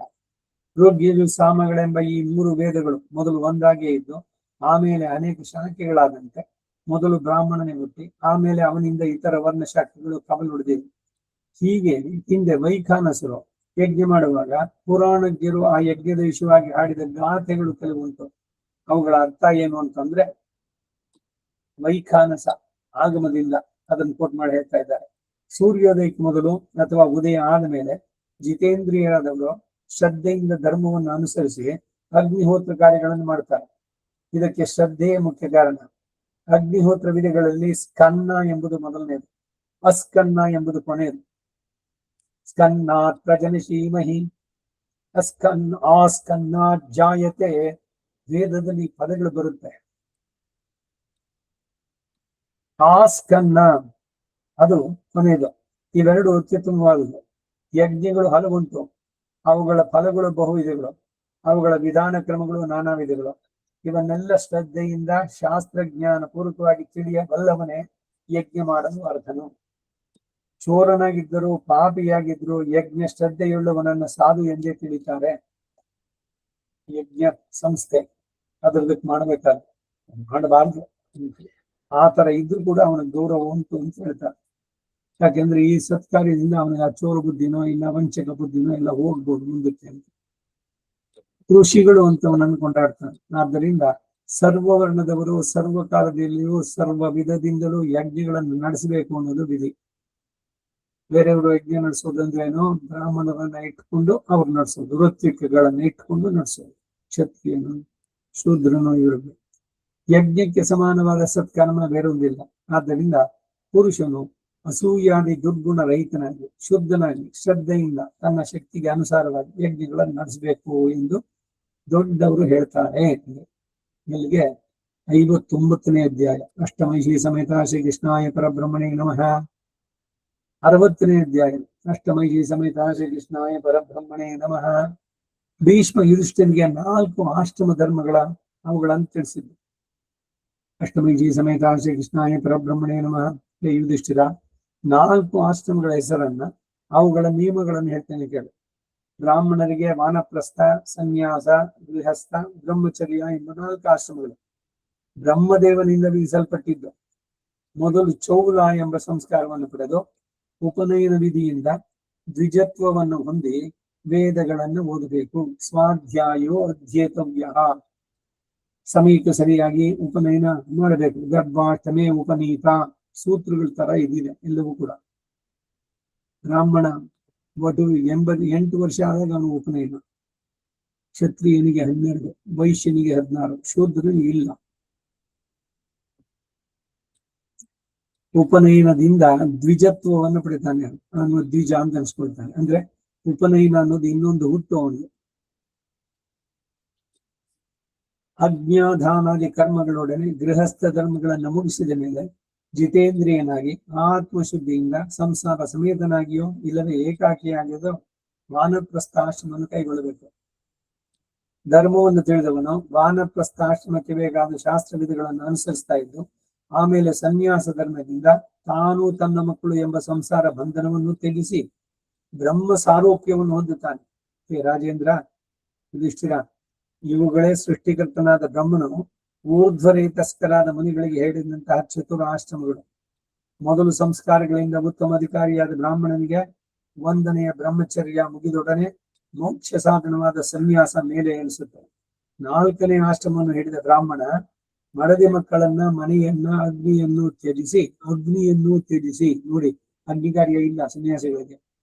ಇಂದ್ರಿಯ ಜಯದಿಂದ ಶಮದಮಾದಿ ಗುಣವುಳ್ಳವನಾಗಿರ್ಬೇಕು. ತಾನಾಗಿ ಲಭಿಸದ್ದನ್ನು ತಿಂತಾ ಇರ್ಬೇಕು. ಅಸ್ತಮಿಸೋದನ್ನೇ ಮಲಗಬೇಕು ಸೂರ್ಯಾಸ್ತಮಾದ ಮೇಲೆ. ಮೋಹವನ್ನ, ಮಮತೆಯನ್ನ, ಭೋಗವನ್ನ, ಆಶೋತ್ತರಗಳನ್ನ ಬಿಟ್ಟವನಾದ್ರೆ ಮೋಕ್ಷವನ್ನು ಹೊಂದುತ್ತಾನೆ. ಸನ್ಯಾಸ ಧರ್ಮದಲ್ಲಿ ಅದಕ್ಕೆ 3 ಏಷಣಗಳು ಅಂತ ಹೇಳ್ತಾರೆ. ತೀವ್ರವಾದ ಅಟ್ರಾಕ್ಷನ್ಸ್. ಒಂದು ಪುತ್ರೇಷಣ, ತನ್ನ ಮಗ ಅನ್ನುವಂಥದ್ದು. ಸನ್ಯಾಸಾಶ್ರಮ ಸ್ವೀಕರಿಸಿದ ಮೇಲೆ ಮಗ ಅದೆಲ್ಲ ಇರಲೇಬಾರದು. ಪುತ್ರೇಷಿಣ, ದಾರೇಷಿಣ, ದಾರ ಅಂದ್ರೆ ಪತ್ನಿ. ಪೂರ್ವಾಶ್ರಮದಲ್ಲಿ ನನ್ನ ಪತ್ನಿ, ಈಗ ನಾನು ಸನ್ಯಾಸಾಶ್ರಮ ಸ್ವೀಕರಿಸಿದ್ದೇನೆ, ಅವರನ್ನ ಮತ್ತೆ ಅವ್ರಿಗೆ ವಿಶೇಷವಾಗಿ ಇದು ನೋಡೋದು ಅಥವಾ ಅವ್ರಿಗೆ ಫೇವರಿಸಮ್ ಏನು ಇರಬಾರ್ದು. ವಿತ್ತೇಷನ್, ಹಣದ ಬಗ್ಗೆ ಇವನ ಆಸಕ್ತಿ ಕಳ್ಕೋಬೇಕು. ನಿಜವಾದ ಸನ್ಯಾಸ ದುಡ್ಡನ್ನು ಕೈನಲ್ಲೂ ಮುಟ್ಟಲ್ಲ ಇವ್ರಿಗೆ. ಈ ಸ್ವಾಮಿನಾರಾಯಣ ಪಂಥದವ್ರು ಬಂದಾಗ ಅವರು ರಂಗಪ್ರಿಯ ಆಶ್ರಮಕ್ಕೆ ಬರ್ಬೇಕಾದ್ರೆ ಅವ್ರಿಗೆ ಬಸ್ ಚಾರ್ಜ್ ಇನ್ಯಾರು ಕೊಡ್ಬೇಕು, ಅವ್ರ ಕೈನಲ್ಲಿ ಹಣ ಮುಟ್ಟಲ್ಲ. ಹೀಗೆ ಸನ್ಯಾಸ ಧರ್ಮದಲ್ಲಿ ಮುನಿಗಳಿಂದ ಪೂಜಿತವಾದ ಗೃಹಸ್ಥ ಧರ್ಮವನ್ನು ಕೈಗೊಂಡ ಮನುಷ್ಯ ವೇದಗಳನ್ನು ಓದಿ ವೈದಿಕ ಧರ್ಮಗಳನ್ನು ನಡೆಸ್ತಾ ಸಂತತಿಯನ್ನು ಪಡೆದು ಗೃಹಸ್ಥಾಶ್ರಮ ಸುಖಗಳನ್ನು ಎಚ್ಚರಿಕೆಯಿಂದ ಅನುಭವಿಸಿದ ಮೇಲೆ ಮುಕ್ತಿಯನ್ನು ಹೊಂದುತ್ತಾನೆ. ಇಲ್ಲಿ ಗೃಹಸ್ಥನಾದವನು ಸಂತೋಷವಾಗಿ ಇರಬಾರ್ದು ಅಂತ ಹೇಳ್ತಾ ಇಲ್ಲ. ಏನೇನು ಯಾದೃಚ್ಛಿಕವಾಗಿ ಸಿಗುತ್ತೋ ಅದು ಎಲ್ಲದರಲ್ಲೂ ಇತಿಮಿತಿಯಲ್ಲಿ ಯುಕ್ತಾಹಾರ ವಿಹಾರಸ್ಯ ಯುಕ್ತ ಕರ್ಮಸ್ಯ. ಭಗವದ್ಗೀತೆಯಲ್ಲಿ ಅವನು ಹೇಳ್ತಾನೆ ಮಾತನ್ನು. ಎಲ್ಲದರಲ್ಲೂ ಇತಿಮಿತಿ ಇರಬೇಕು ಆಹಾರ ವಿಹಾರಗಳಲ್ಲಿ. ಮುನಿ ಧರ್ಮದಿಂದ ಕೂಡಿದ ಗೃಹಸ್ಥಾಶ್ರಮವೇನೋ ಬಹಳ ದುಷ್ಕರ್ಮೆ. ಇವನು ನಿಷ್ಕಪಟಿಯಾಗಿ ಸ್ವಭಾರ್ಯೆಯಲ್ಲಿ ತೃಪ್ತನಾಗಿ ಋತುಕಾಲಗಳಲ್ಲಿ ಮಾತ್ರ ಅವಳಲ್ಲಿ ಸಂಗಮಿಸುತ್ತಾ ಮಿತಾಹಾರಿಯಾಗಿಯೂ ದೈವ ಭಕ್ತಿ ಉಳ್ಳವನಾಗಿಯೂ ಇರಬೇಕು. ಮೃದು ಸ್ವಭಾವ, ಪರೋಪಕಾರ, ಸತ್ಯ, ತಾಳ್ಮೆ, ಅಹಿಂಸೆ, ದೈವ ಭಕ್ತಿ, ಇಂದ್ರಿಯ ನಿಗ್ರಹ, ಗುರುವಾಕ್ಯದಲ್ಲಿ ಶ್ರದ್ಧೆ ಇವುಗಳಿಂದ ಕೂಡಿರಬೇಕು. ಗೃಹಸ್ಥ ಧರ್ಮಗಳನ್ನ ಭೀಷ್ಮ ಹೇಳ್ತಾ ಇದ್ದಾನೆ. ಎಲ್ಲವೂ ಕೂಡ ಹಿತಮಿತವಾಗಿರ್ಬೇಕು. ಡಿಸಿಪ್ಲಿನ್ ಲೈಫ್, ಅತಿ ಎಲ್ಲೂ ಇರಬಾರ್ದು. ದೇವ ಪಿತೃ ಕಾರ್ಯಗಳನ್ನ ತಪ್ಪದೆ ನಡೆಸ್ತಾ ಯಾವಾಗಲೂ ಎಲ್ಲ ಆಶ್ರಮಗಳಿಗೂ ಮುಖ್ಯವಾಗಿ ಬ್ರಾಹ್ಮಣರಿಗೆ ಅನ್ನದಾನ ಮಾಡ್ತಾ ಇರಬೇಕು. ಮನುಷ್ಯ ಯಜ್ಞ ಸಂತಿಷ್ಠತೆ. ಮೊನ್ನೆ ಪಂಚವಾ ಏತೆ ಮಹಾಯಜ್ಞ ಅನಿತ್ಯ ವಿಧಿನಲ್ಲಿ ಪ್ರಸಿದ್ಧ. ಶ್ರೋತ್ರಿಯನಾದ ಬ್ರಾಹ್ಮಣನಿಗೆ ಊಟವನ್ನು ಹಾಕಿದ್ರೆ ಅದು ಮನುಷ್ಯ ಯಜ್ಞ ಅಂತ ಅನ್ಕೊಳ್ಳುತ್ತೆ. ಇನ್ನು ಮುಂದಕ್ಕಾದ್ರೂ ಹೇಳುತ್ತೆ, ಹಸುವಾಗಿರೋವನು ಆ ಸಂದರ್ಭದಲ್ಲಿ ನೋಡಿಸ್ಬೇಕಾದ್ರೆ ಯಾರೇ ಬರಲಿ ಅವನಿಗೆ ಭೂತ ಯಜ್ಞದಲ್ಲಿ ಪ್ರಾಣಿಗಳಿಗೆ ತೃಪ್ತಿಯನ್ನು ಮಾಡೋದು. ಹಾಗಿದ್ದಾಗ ಅವನು ಅಂತ ಇಲ್ವೇ ಇಲ್ಲ. ಹಸಿದು ಬಂದವನಿಗೆ ಅನ್ನವನ್ನು, ಹಸಿದು ಬಂದವನಿಗೆ ಅನ್ನವನ್ನಿಡಬೇಕು. ವಚನ ಸಾಹಿತ್ಯದಲ್ಲೂ ಹೇಳ್ತಾರೆ.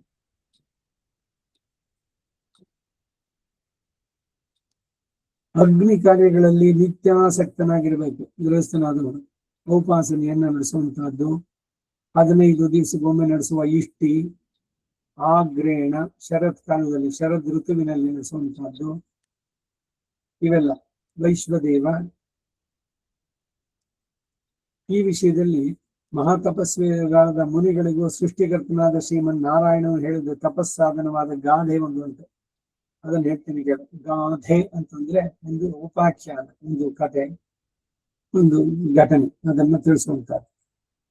ಪ್ರಪಂಚದಲ್ಲಿ ಸತ್ಯ, ಆರ್ಜವ, ಅತಿಥಿ ಪೂಜೆ, ಧರ್ಮ, ಧನ, ಸ್ವಭಾರ್ಯೆಯಲ್ಲಿ ರತಿ, ಇವೆಲ್ಲಕ್ಕೂ ಆಧಾರವಾದ ಗೃಹಸ್ಥ ಧರ್ಮವೇ ಎಲ್ಲಕ್ಕಿಂತಲೂ ಮೇಲೆ ಎನಿಸುವುದು ನನ್ನ ಮತ. ಈ ಆಶ್ರಮದಲ್ಲಿ ಇರುವವರಿಗೆ ಹೆಂಡಿರು ಮಕ್ಕಳನ್ನ ರಕ್ಷಿಸುವುದು, ವೇದ ವಿಧಿಗಳನ್ನ ಪಾಲಿಸುವುದು, ಇವೆರಡು ಮುಖ್ಯ ಎಂದು ಮಹರ್ಷಿಗಳೇ ಹೇಳ್ತಾರೆ. ಧರ್ಮವಾದಿನೂ ವದಂತಿ.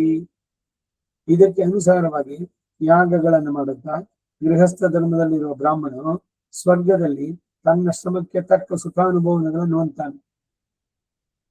ಅಂತ ಗೃಹಸ್ಥನು ಸ್ವರ್ಗಸ್ಥನಾದ ಮೇಲೆ ಅವನು ಕೋರಿದ ಸಕಲ ಭೋಗಗಳು ಅವನನ್ನು ಹಿಂಬಾಲಿಸಿ ಬರುತ್ತವೆ. ಯುಧಿಷ್ಠಿರ, ಬ್ರಹ್ಮಚಾರಿಯಾದವನು ಏಕಾಕಿಯಾಗಿದ್ದು ಎಲ್ಲ ವೇದಗಳನ್ನು ಜಪಿಸುತ್ತಾ ಒಂದೇ ಆಚಾರ್ಯನಲ್ಲಿ ಶಿಷ್ಯನಾಗಿ ಅವನಲ್ಲಿ ಕಾಲ ಕಾಲಕ್ಕೆ ಸೇವೆ ಮಾಡುವುದರಲ್ಲಿ ತನ್ನ ದೇಹದ ಮತ್ತು ವಸ್ತ್ರದ ಕೊಳೆಯನ್ನು ಗಮನಿಸಿದೆ.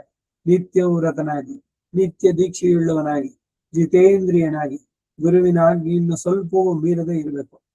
ಗುರುವಿನಲ್ಲಿ ಅಧ್ಯಯನವನ್ನು ಕಲಿಯುತ್ತಾ ತನ್ನ ವ್ರತವನ್ನು ಕೆಡಿಸಿಕೊಳ್ಳದೆ ಸದಾ ಹರಿಧ್ಯಾನ ಪರನಾಗಿರ್ಬೇಕು. ಗುರು ನಮಸ್ಕಾರವನ್ನು ಮಾಡುತ್ತಾ ಯಾವಾಗಲೂ ಗುರುವಿನ ಕಾರ್ಯದಲ್ಲಿಯೇ ಕಣ್ಣುಳ್ಳವನಾಗಿ ಯಜನ, ಯಾಜನ, ಪ್ರಾಣಾಯಾಮ, ಪ್ರತ್ಯಾಹಾರ, ಧ್ಯಾನ, ಧಾರಣ, ಸಮಾಧಿ ಎಂಬ 6 ಕರ್ಮಗಳಲ್ಲೂ ಕೂಡ ಏಕಮನಸ್ಕನಾಗಿರ್ಬೇಕು. ತನಗೆ ಯಾವುದರಲ್ಲಿಯೂ ಆಸಕ್ತಿ ಇಲ್ಲದವನಾಗಿಯೂ ಯಾರಲ್ಲಿಯೂ ನಿಗ್ರಹ ಅನುಗ್ರಹಗಳನ್ನು ತೋರಿಸಿದೆ ಸರ್ವ ಸಮಬುದ್ಧಿಯಿಂದ ಇರುವುದೇ ಬ್ರಹ್ಮಚರ್ಯ ಎಂಬ ಮೊದಲನೆಯ ಆಶ್ರಮದಲ್ಲಿರುವವನ ಮುಖ್ಯವಾದಂತಹ ಧರ್ಮ. ಭೀಷ್ಮ ಯುಧಿಷ್ಠಿರನಿಗೆ ವರ್ಣಾಶ್ರಮ ಧರ್ಮಗಳ ವರ್ಣನೆಯನ್ನು ಹೇಳ್ತಾ ಬರ್ತಾನೆ. ಇಲ್ಲಿ 60ನೇ ಅಧ್ಯಾಯ. ಅಷ್ಟಮೈಜಿ ಸಮೇತ ಶ್ರೀಕೃಷ್ಣಾಯ ಪರಬ್ರಹ್ಮಣೇ ನಮಃ. 61ನೇ ಅಧ್ಯಾಯ. ಯುಧಿಷ್ಠಿರನು ವರ್ಣಾಶ್ರಮ ಧರ್ಮಗಳಲ್ಲಿ ತನಗಿದ್ದ ಕೆಲವು ಸಂದೇಹಗಳನ್ನು ಕೇಳಿದ್ದು, ಭೀಷ್ಮನು ಕೊಟ್ಟಂತ ಸಮಾಧಾನಗಳು. ಅಷ್ಟಮೈಜಿ ಸಮೇತ ಶ್ರೀಕೃಷ್ಣಾಯ ಪರಬ್ರಹ್ಮಣೇ ನಮಃ. ಆಗ ಯುಧಿಷ್ಠಿರನು, ತಾತ, ನನ್ನಂತವರಿಗೆ ಶುಭಪ್ರದವೋ, ಸುಖಕರವೋ, ಹಿಂಸಾರಹಿತವೋ, ಲೋಕಸಮ್ಮತವೂ ಆದ ಮತ್ತು ಸುಲಭೋಪಾಯಗಳಿಂದ ಸಾಧ್ಯವಾದ ಧರ್ಮಗಳನ್ನು ತಿಳಿಸಬೇಕು ಎಂದು ಪ್ರಾರ್ಥಿಸಿದ. ಭೀಷ್ಮ ಹೇಳ್ತಾನೆ, 4 ಆಶ್ರಮಗಳು ಬ್ರಾಹ್ಮಣರಿಗಾಗಿ ವಿಧಿಸಲ್ಪಟ್ಟಿದ್ದು, ಉಳಿದ 3 ವರ್ಣದವರು ಅದನ್ನು ಅನುಸರಿಸಬೇಕಾಗಿಲ್ಲ. ಬ್ರಾಹ್ಮಣರಿಗೆ ಹೇಳಿದ್ದು ಧರ್ಮವನ್ನ ಮಿಕ್ಕವರಿಗಲ್ಲ, ಒಬ್ಬೊಬ್ಬರಿಗೂ ಅದು ಸಪರೇಟ್, ಅವರವರಿಗೆ ವಿಹಿತವಾದಂತಹದ್ದನ್ನು ನಡೆಸುವಂತಹದ್ದು. ನಿನ್ನಂತಹ ರಾಜರಿಗೆ ಪರಲೋಕಕ್ಕೆ ದಾರಿಯನ್ನು ತೋರಿಸತಕ್ಕಂತಹ ಕೆಲವು ಸಾಮಾನ್ಯ ಧರ್ಮಗಳನ್ನ ನಾನು ಮೊದಲು ಹೇಳಿದ್ದೇನೆ. ಅದೇ ಶಾಸ್ತ್ರಗಳಲ್ಲೂ ಹೇಳಿಪಟ್ಟಿದೆ. ಆದರೆ ಅದೆಲ್ಲ ಕ್ಷಾತ್ರ ಕ್ರೌರ್ಯ ಸ್ವಭಾವಕ್ಕೆ ಅನುಗುಣವಾದ್ದರಿಂದ ಅಂತಹ ಕರ್ಮಗಳನ್ನ, ವೈಶ್ಯ ಶೂದ್ರರಿಗೆ ವಿಹಿತವಾದ ಕರ್ಮಗಳನ್ನ ಬ್ರಾಹ್ಮಣನು ವಿವೇಚನೆ ಇಲ್ಲದೆ ಆಚರಿಸಬಾರದು. ಅದರಿಂದ ಲೋಕದಲ್ಲಿ ಅಧಮನಾಗುವುದಲ್ಲದೆ ಪರಲೋಕದಲ್ಲಿಯೂ ನರಕ ಯಾತನೆಯನ್ನು ಹೊಂದುತ್ತಾನೆ. ಯುಧಿಷ್ಠಿರ, ಲೋಕದಲ್ಲಿ ಪಶು ಪಕ್ಷಿಗಳು ಸೇವಾ ವೃತ್ತಿಯಲ್ಲಿರುವವರು, ನಾಯಿ, ಇವುಗಳಿಗಿರುವ ಹೆಸರನ್ನೇ ಧರ್ಮ ವಿರುದ್ಧವಾಗಿ ನಡೆಯುವ ಬ್ರಾಹ್ಮಣನಿಗೂ ಇಟ್ಟರೆ ತಪ್ಪಾಗದು. ಮೇಲೆ ಹೇಳಿದ 4 ಆಶ್ರಮಗಳಲ್ಲಿಯೂ ಪ್ರಾಣಾಯಾಮಾದಿ ಷಟ್ಕರ್ಮಗಳನ್ನ, ಎಲ್ಲ ವಿಧವಾದ ಧರ್ಮಗಳನ್ನು ನಡೆಸುತ್ತಾ ಮನಃಶುದ್ಧಿಯನ್ನು ಹೊಂದಿ ಫಲಾಪೇಕ್ಷೆ ಇಲ್ಲದೆ ತಪಸ್ಸಿಗೆ ವಿಶೇಷ ಪ್ರಾಧಾನ್ಯವನ್ನು ಕೊಡುವವನು, ಶುದ್ಧನು, ಶಾಂತನೂ ಆದಂತ ಬ್ರಾಹ್ಮಣನು ನರಕ ಸಂಬಂಧ ಇಲ್ಲದಂತ ಉತ್ತಮ ಲೋಕವನ್ನು ಹೊಂದುತ್ತಾನೆ. ಯಾವ ಮನುಷ್ಯನು ತನ್ನ ವಯಸ್ಸು, ಕಾಲ, ಸ್ಥಳ ಇವುಗಳನ್ನು ಅನುಸರಿಸಿ ತಾನು ಮಾಡತಕ್ಕ ಕರ್ಮವನ್ನು ಯಾವ ರೀತಿ ನಡೆಸಿದ್ರೋ ಅಂತವನಿಗೆ ಅದೇ ಶ್ರೇಷ್ಠ ಎಂದು ತೋರುವುದು. ಅವನು ಅದಕ್ಕೆ ತಕ್ಕ ಹೊಂದುತ್ತಾನೆ. ಬಡ್ಡಿಯನ್ನು ತೆಗೆಯೋದು, ವ್ಯಾಪಾರ ಮಾಡೋದು, ವ್ಯವಸಾಯ, ಬೇಟೆ ಇವೆಲ್ಲವೂ ವೇದಾಧ್ಯಯನಕ್ಕೆ ಸಮಾನ ಎಂದೇ ಅವನಿಗೆ ತೋರುತ್ತೆ. ಪೂರ್ವ ಜನ್ಮದ ವಾಸನೆಯಿಂದಲೂ ತಾನು ಮಾಡಿದ ಪಾಪ ಪುಣ್ಯ ಫಲಗಳಿಂದಲೂ ಅವನು ಸಮಯೋಚಿತವಾಗಿ ಉತ್ತಮ, ಮಧ್ಯಮ, ಅಧಮಗಳೆಂಬ ಕಾರ್ಯಗಳನ್ನು ತನಗೂ ವಶನಲ್ಲದೆ ಮಾಡಬೇಕಾಗುತ್ತೆ. ಇದಕ್ಕೆ ಪೂರ್ವ ಜನ್ಮದ ಕರ್ಮ ವಾಸನೆಗಳೇ ಕಾರಣ. ಪೂರ್ವ ಜನ್ಮಾರ್ಥಿಗಳಾದಂತಹ ಪುಣ್ಯ ಕರ್ಮಗಳು ಶ್ರೇಯಸ್ಕರಗಳಾದರೂ ಅವುಗಳ ಫಲವು ಶಾಶ್ವತವಲ್ಲ. ನಾನಾ ವಿಧ ಕರ್ಮಕ್ಕೆ ಪ್ರವರ್ತಿಸುವ ಜೀವನ ಮಾತ್ರವೇ ನಿತ್ಯ ನಿಸ್ತಾನೆ. ಇದು 61ನೇ ಅಧ್ಯಾಯ. ಅಷ್ಟಮೈಷಿ ಸಮೇತ ಶ್ರೀ ಕೃಷ್ಣಾಯ ಪರಬ್ರಹ್ಮಣಿ ನಮಃ. ಯಾರ್ಯಾರಿಗೆ ಯಾವ್ದು ವಿಹಿತವಾದ್ಲೋ ಅದುಗಳನ್ನು ಮಾತ್ರ ನಡೆಸಬೇಕು ಅನ್ನೋದು ಸಂದೇಶ. ಅವನು ಇನ್ನೊಬ್ಬನ ಧರ್ಮವನ್ನ ಇಲ್ಲಿ ನಡೆಸಬಾರದು. ಬ್ರಾಹ್ಮಣ ವೈದ್ಯವೃತ್ತಿಯನ್ನು ನಡೆಸಬಾರದು ಅಂತ ಬರುತ್ತೆ ಸಂಹಿತೆನಲ್ಲಿ. ಯಾಕೆಂದ್ರೆ ಈ ವೈದ್ಯನಾದವನಿಗೆ ಮಲಮೂತ್ರಗಳನ್ನೆಲ್ಲ ಪರೀಕ್ಷೆ ಇದೆಲ್ಲ ಮಾಡಬೇಕು. ಇದು ಕಣ್ಣಿಂದ ನೋಡಿದ್ರು ಅಮೇಧ್ಯ ದರ್ಶನಕ್ಕೆ ಶಾಂತಿ ಗೃಹಶಾಂತಿ ಮಾಡ್ಕೊಳ್ಳೋದಿಲ್ಲ. ಸೊ ಅದರಿಂದ ವೈದ್ಯ ವೃತ್ತಿ ಇವನಿಗಲ್ಲ. ಇಲ್ಲ ಏನೋ ಅದ್ರಲ್ಲಿ ನಡೆಸ್ಬೇಕು ಅಂತಂದ್ರೆ ಅಲ್ಲಿ ಇನ್ನೊಬ್ಬ ಇರಬೇಕು, ಮತ್ತೊಬ್ಬ ಅವನ ಜೊತೆನಲ್ಲಿ. ಇವೆಲ್ಲ ಅವನಿಗೆ ಕೊಡುವಂಥದ್ದು ಬ್ರಾಹ್ಮಣ ವೈದ್ಯ ವೃತ್ತಿ ಅಂತ ಕೊಡೋದು. ಹೀಗೆ ಒಂದೊಂದಕ್ಕೂ ಇದೆ, ಅವುಗಳನ್ನು ನೋಡ್ಬೇಕು. ಮುಂದಿನ ಅಧ್ಯಾಯ 62. ಭೀಷ್ಮನು ಬ್ರಾಹ್ಮಣನಿಗೆ ತ್ಯಾಜ್ಯವಾದ ಕರ್ಮಗಳನ್ನ, ಕ್ಷತ್ರಿಯರೇ ಮೊದಲಾದ ಮಾಡಬೇಕಾದ ಧರ್ಮಗಳನ್ನ, ರಾಜಧರ್ಮಗಳನ್ನು ತಿಳಿಸಿದ್ದು. ಅಷ್ಟಮೈಜಿ ಸಮೇತ ಶ್ರೀ ಕೃಷ್ಣಾಯ ಪರಬ್ರಹ್ಮಣಿ ನಮಃ. ಯುಧಿಷ್ಠಿರ, ಧನುಸ್ಸಿಗೆ ನಾಣೇರಿಸೋದು, ಬಿಲ್ಲಿಗೆ ಎದೆಯೆಸಿ ಬಾಣವನ್ನು, ಶತ್ರುಗಳನ್ನು ಕೊಲ್ಲೋದು, ವ್ಯವಸಾಯ, ವ್ಯಾಪಾರ, ಮೃಗಜಾತಿಗಳನ್ನು ಸಾಕೋದು, ಧನಾರ್ಜನೆಗಾಗಿ ಸೇವೆ ಮಾಡೋದು, ಇವೆಲ್ಲ ಬ್ರಾಹ್ಮಣರಿಗೆ ಅಕಾರ್ಯಗಳು ಅನಿಸುತ್ತೆ. ನೋಡಿ, ಈ ಕೆಲಸಗಳಿಗೆಲ್ಲ ಹೋದ್ರೆ ಅದು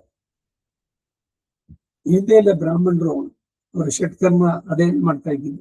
ಯಜ್ಞ, ಯಜನ, ಯಾಜನ, ಅಧ್ಯಯನ, ಅಧ್ಯಾಪನ, ದಾನ, ಪ್ರತಿಗ್ರಹ. ಯಾರೋ ಹೇಳಿದ್ರು ಅಲ್ಲಿ ಆ ಹೋಮ ನಡೆಸ್ಬೇಕು, ಇದನ್ನ ನಡೆಸ್ಬೇಕು. ಅವುಗಳಲ್ಲಿ ಏನ್ ಬರುತ್ತೋ ಅವುಗಳಿಂದ ಅವರು ತೃಪ್ತರಾಗಿದ್ದಾರೆ. ಆಮೇಲೆ ಭೂಮಿ ಇದೆಲ್ಲ ದಾನ ಇದು ಬಂದಿದ್ದು. ಇವರು ವ್ಯವಸಾಯಕ್ಕೆ ಇಡಿದ್ರು.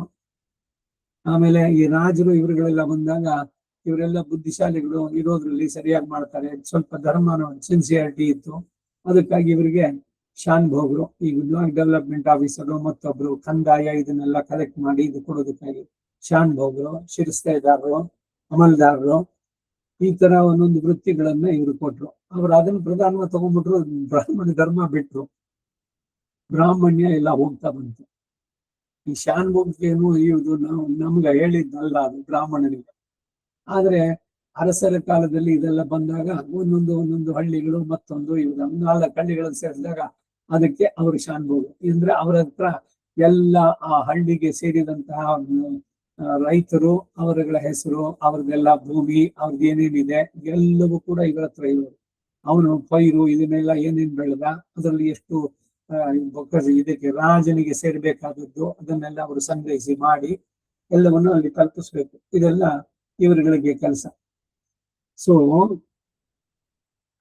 ಇದೊಂದು ರೀತಿ ದಾಸ್ಯ ರಾಜನಲ್ಲಿ ಮಾಡೋದು. ಆಮೇಲೆ ಸರ್ಕಾರ ಇದಕ್ಕೆ. ಸೊ ಇದೆಲ್ಲ ಗುಲಾಮ್ಗಿರಿ ಕೆಲಸ ಅಂತ ಹೇಳೋದು ಒಂದು ಇದಾಗಿ ಲಘುವಾಗಿ ಹೇಳೋದಾದ್ರೆ, ಇವರ್ ಫೇತ್ಫುಲಿ, ಇನ್ನು ನಂಬಿಕಸ್ಥನಾಗಿ ನಾನು ಮಾಡ್ದೇನೆ. ಬ್ರಾಹ್ಮಣರು ಹೇಳಿದ್ದಲ್ಲ ಈ ಕೆಲಸಗಳು. ಹಣ ಬೇಕು ಹೆಚ್ಚು, ಅದಕ್ಕಾಗಿ ಎಲ್ಲವನ್ನು ಮಾಡ್ತಾ ಬಂದ್ರು. ಹೋಗ್ಲಿ, ಇದು ಒಂದು ಹೊಟ್ಟೆ ಬಾಡಿಗೆ ಏನೋ ಕೆಲಸ ಮಾಡಿದ್ರು. ಬ್ರಾಹ್ಮಣ ಧರ್ಮವನ್ನು ಬಿಟ್ಬಿಟ್ರಲ್ಲ, ಅದು ಮಾಡಿದ್ದು ದೊಡ್ಡ ತಪ್ಪು. ಪ್ರಧಾನ ನಮ್ಗಿದು, ಈ ವೇದವನ್ನು ಪ್ರಧಾನ ಕಲೀಲೇಬೇಕು ಬ್ರಾಹ್ಮಣನಾದವನು ಅಂತಿದೆ. ಎಷ್ಟು ಜನ ಕಲಿತಾರೆ? ಸ್ವಾಧ್ಯಾಯೋ ಅಧ್ಯೇತವ್ಯ, ಅಧ್ಯೇತವ್ಯ, ಅತವ್ಯ ಅನ್ನೋ ಸಂಸ್ಕೃತ ಇದು ಏನ್ ಹೇಳುತ್ತೆ ಅಂತಂದ್ರೆ ಇದೇನು ಪ್ರತ್ಯಯ, ಸಂಸ್ಕೃತ ಪ್ರತ್ಯಯ. ತವ್ಯ ಪ್ರತ್ಯಯ, ಕರ್ತವ್ಯಂ ಅಂತಂದ್ರೆ ಯು ಮಸ್ಟ್ ಡೂ. ಉಪಾಸಿತವ್ಯಂ, ಹೀಗೆ ನಡೆಸ್ಬೇಕು. ಎಲ್ಲ ವಿದ್ಯುಕ್ತವಾದ ಧರ್ಮಗಳು, ವಿಧಿ. ಬ್ರಾಹ್ಮಣನಿಗೆ ವೇದ ಕಲಿಬೇಕಾದದ್ದು ಪ್ರಧಾನ. ಅದ್ರ ಜೊತೆಗೆ ಇವನು ಹೊಟ್ಟೆಪಾಡಿಗೆ ಇವನಿಗೆ ಎಲ್ಲಿದೆಯೋ ಅನ್ನ ಋಣ, ಆ ಕೆಲಸಗಳು, ಅದು ಇದು, ಇದಕ್ಕಾಗಿ ಅವನು ಹೋಗ. ಅಂದ್ರೆ ಇದನ್ನ ಬಿಟ್ಬಿಡಬಾರ್ದು.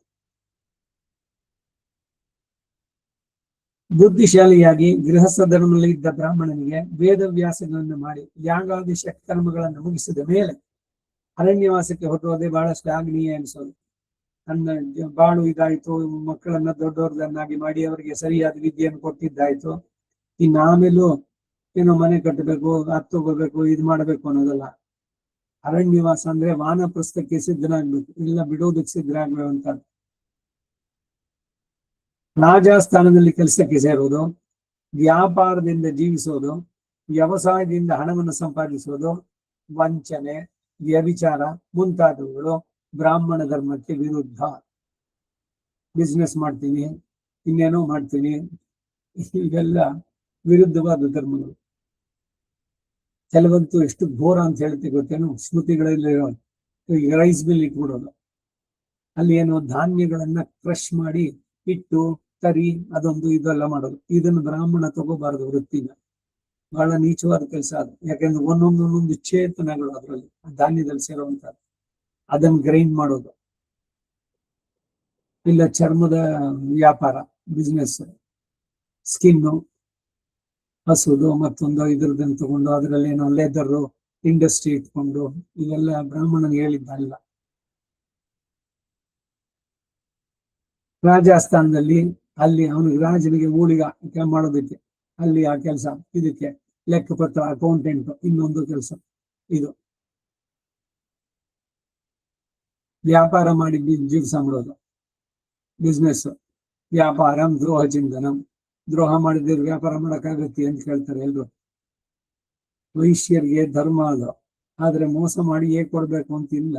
ಅವರವರ ಧರ್ಮದಲ್ಲಿದ್ರೆ ಅವರು ಸತ್ಶೂದ್ರ ಹೇಗೋ ಹಾಗೆ ಇವನು ಕೂಡ ಗೌರವಾನ್ವಿತವಾದವನು, ಒಳ್ಳೆಯ ಫಲವನ್ನು ಪಡೀತಾನೆ ಜೀವನದಲ್ಲಿ.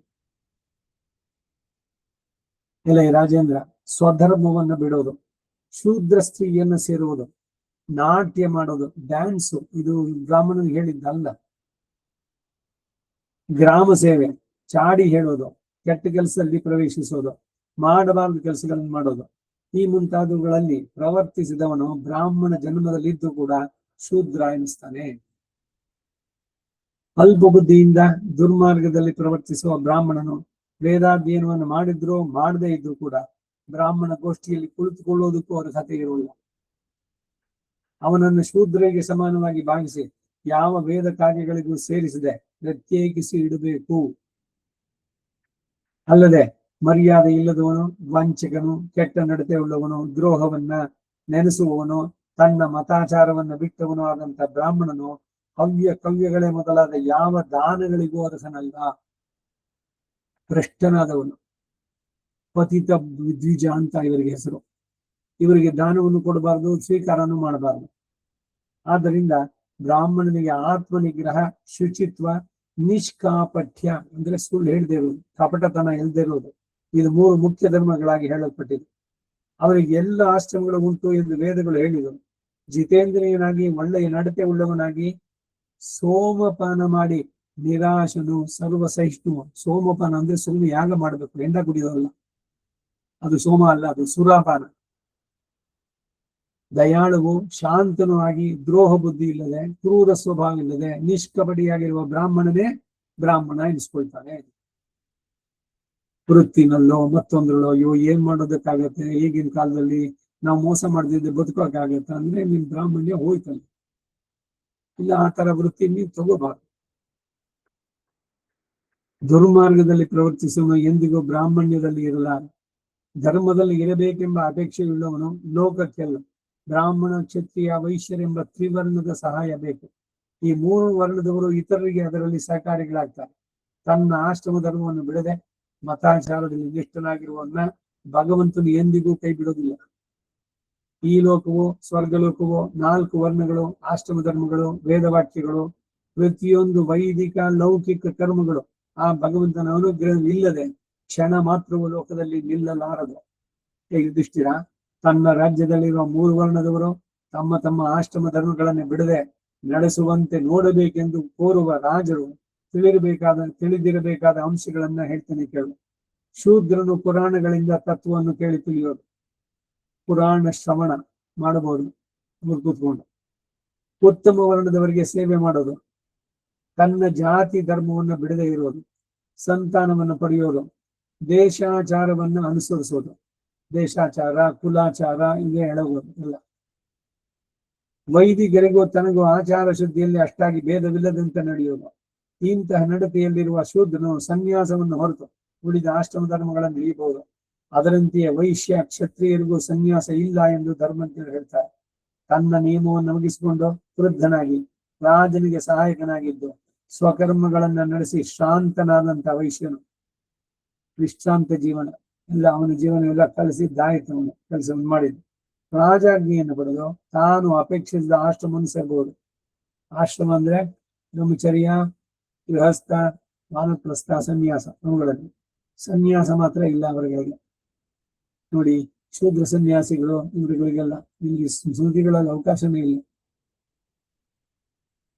ಕ್ಷತ್ರಿಯನು ವೇದಗಳನ್ನ, ರಾಜನೀತಿಯನ್ನು ತಿಳಿದು, ಸಂತಾನವನ್ನು ಪಡೆದು, ಸತ್ಕರ್ಮಗಳನ್ನು ಮಾಡಿ, ಸೋಮವನ್ನು ಕುಡಿದು, ಪ್ರಜೆಗಳೆಲ್ಲರನ್ನೂ ಧರ್ಮಾನುಸಾರವಾಗಿ ರಕ್ಷಿಸಿ, ರಾಜಸೂಯ, ಅಶ್ವಮೇಧಾದಿ ಯಾಗಗಳನ್ನ ಮಾಡಿ, ಬ್ರಾಹ್ಮಣರಿಗೆ ಅನ್ನದಾನ ಮಾಡಿ, ದಕ್ಷಿಣೆಯನ್ನು ಕೊಟ್ಟು, ಯುದ್ಧರಂಗದಲ್ಲಿ ಸಾಧ್ಯವಾದಷ್ಟು ಜಯವನ್ನು ಹೊಂದಿ, ಸಮರ್ಥನಾದ ಸ್ವಂತ ಪುತ್ರನಿಗೋ ಅಥವಾ ಬೇರೆ ಉತ್ತಮ ಗೋತ್ರದ ಕ್ಷತ್ರಿಯ ರಾಜಕುಮಾರನಿಗೋ ರಾಜ್ಯಾಭಿಷೇಕವನ್ನು ಮಾಡಿ, ಪಿತೃಗಳನ್ನ, ದೇವತೆಗಳನ್ನ, ಋಷಿಗಳನ್ನ, ಪಿತೃ ಯಜ್ಞಗಳಿಂದ, ಶ್ರಾದ್ದಕರಿಗಳಿಂದ, ಯಾಗಗಳಿಂದ ವಿದ್ಯುಕ್ತವಾಗಿ ಆರಾಧಿಸಿ, ವೃದ್ಧಾಪ್ಯವನ್ನು ಹೊಂದಿದ ಮೇಲೆ ಕ್ರಮವಾಗಿ ಮುಂದಿನ ಆಶ್ರಮಗಳನ್ನು ಹೊಂದಲು ಯೋಗ್ಯನಾಗ್ತಾನೆ. ವೃದ್ಧಾಪ್ಯದಲ್ಲಿ ಏನು, ಗೃಹಸ್ಥ ಆದ್ಮೇಲೆ ವಾನಪ್ರಸ್ಥ. ಅದು ಕ್ಷತ್ರಿಯನು ಗೃಹಸ್ಥಾಶ್ರಮವನ್ನು ಬಿಟ್ಟ ಮೇಲೆ ತನ್ನ ಜೀವನ ಮಾತ್ರ ಕಲ್ಲದೆ ವಿಷಯ ಸುಖವನ್ನು ಬಯಸಿ ಭಿಕ್ಷಾಟನೆ ಮಾಡಲಾಗದು. ರಾಜ ಮೇಲೆ ತಿಳಿಸಿದ ಭೈಕ್ಷಚರ್ಯು ಬ್ರಾಹ್ಮಣನಿಗೆ ಹೊರತು ಮಿಕ್ಕ 3 ವರ್ಗದವರಿಗೆ ನಿರ್ಬಂಧ ಪೂರ್ವಕವಾಗಿ ಆದ ವಿಧಿಯಲ್ಲ. ಭಿಕ್ಷಾಚರ್ಯ ಅದರಿಂದ ಜೀವಿಸುವಂತದ್ದು ಬ್ರಾಹ್ಮಣನಿಗೆ. ಈ ಬೇರೆ 3 ಜನರಿಗೆ ಅದು ನಿರ್ಬಂಧ ಇಲ್ಲ ಅಂದ್ರು, ಅವರಿಗೆ ಇಷ್ಟ ಇದ್ರೆ ಮಾಡಬಹುದು. ಅದರಂತೆ ಇದು 4ನೇ ವರ್ಣದವರೆಗೂ ಸಲ್ಲುತ್ತೆ. ಎಲ್ಲ ಧರ್ಮಕ್ಕಿಂತಲೂ ರಾಜಧರ್ಮವೇ ಮೇಲು. ಲೋಕವೆಲ್ಲವೂ ರಾಜರ ಕೈಯಲ್ಲಿ ಅಡಗಿದೆ. 3 ಜಾತಿಯ ಧರ್ಮಗಳು, ಉಪಧರ್ಮಗಳನ್ನು ನಡೆಸುವುದಕ್ಕಾಗಿ ಕ್ಷತ್ರಿಯ ಧರ್ಮ ಹುಟ್ಟಿದೆ ಎಂದು ವೇದದಲ್ಲಿ ಹೇಳಿದೆ. ಆನೆಯ ಹೆಜ್ಜೆಯಲ್ಲಿ ಇತರ ಜಂತುಗಳ ಹೆಜ್ಜೆಗಳೆಲ್ಲ ಅಡಗುವಂತೆ ಲೋಕವೆಲ್ಲವೂ ಸೃಷ್ಟಿಕರ್ತನಾದ ಶ್ರೀಮನ್ನಾರಾಯಣ ಆಜ್ಞೆ ಪಟ್ಟಿಗೆ ಒಳಪಟ್ಟು ನಡೆಯುವಂತೆ ರಾಜಧರ್ಮದಲ್ಲಿ ಉಳಿದ ಎಲ್ಲಾ ಧರ್ಮಗಳು ಅಡಗಿದೆ ಎಂದು ತಿಳಿ. ಧರ್ಮಜ್ಞರು ಕ್ಷತ್ರಿಯ ಧರ್ಮವು ಎಲ್ಲೆಲ್ಲಿಯೂ ಇರುವುದಾಗಿಯೋ, ಎಲ್ಲ ಸುಖವನ್ನು ಕೊಡುವುದಾಗಿಯೋ, ಇತರ ಧರ್ಮಗಳು ಕೆಲವೆಡೆ ಮಾತ್ರಗಳಲ್ಲಿ ಇದ್ದು ಸ್ವಲ್ಪ ಮಾತ್ರ ಫಲವನ್ನು ಕೊಡುವುದಾಗಿ ಹೇಳ್ತಾನೆ.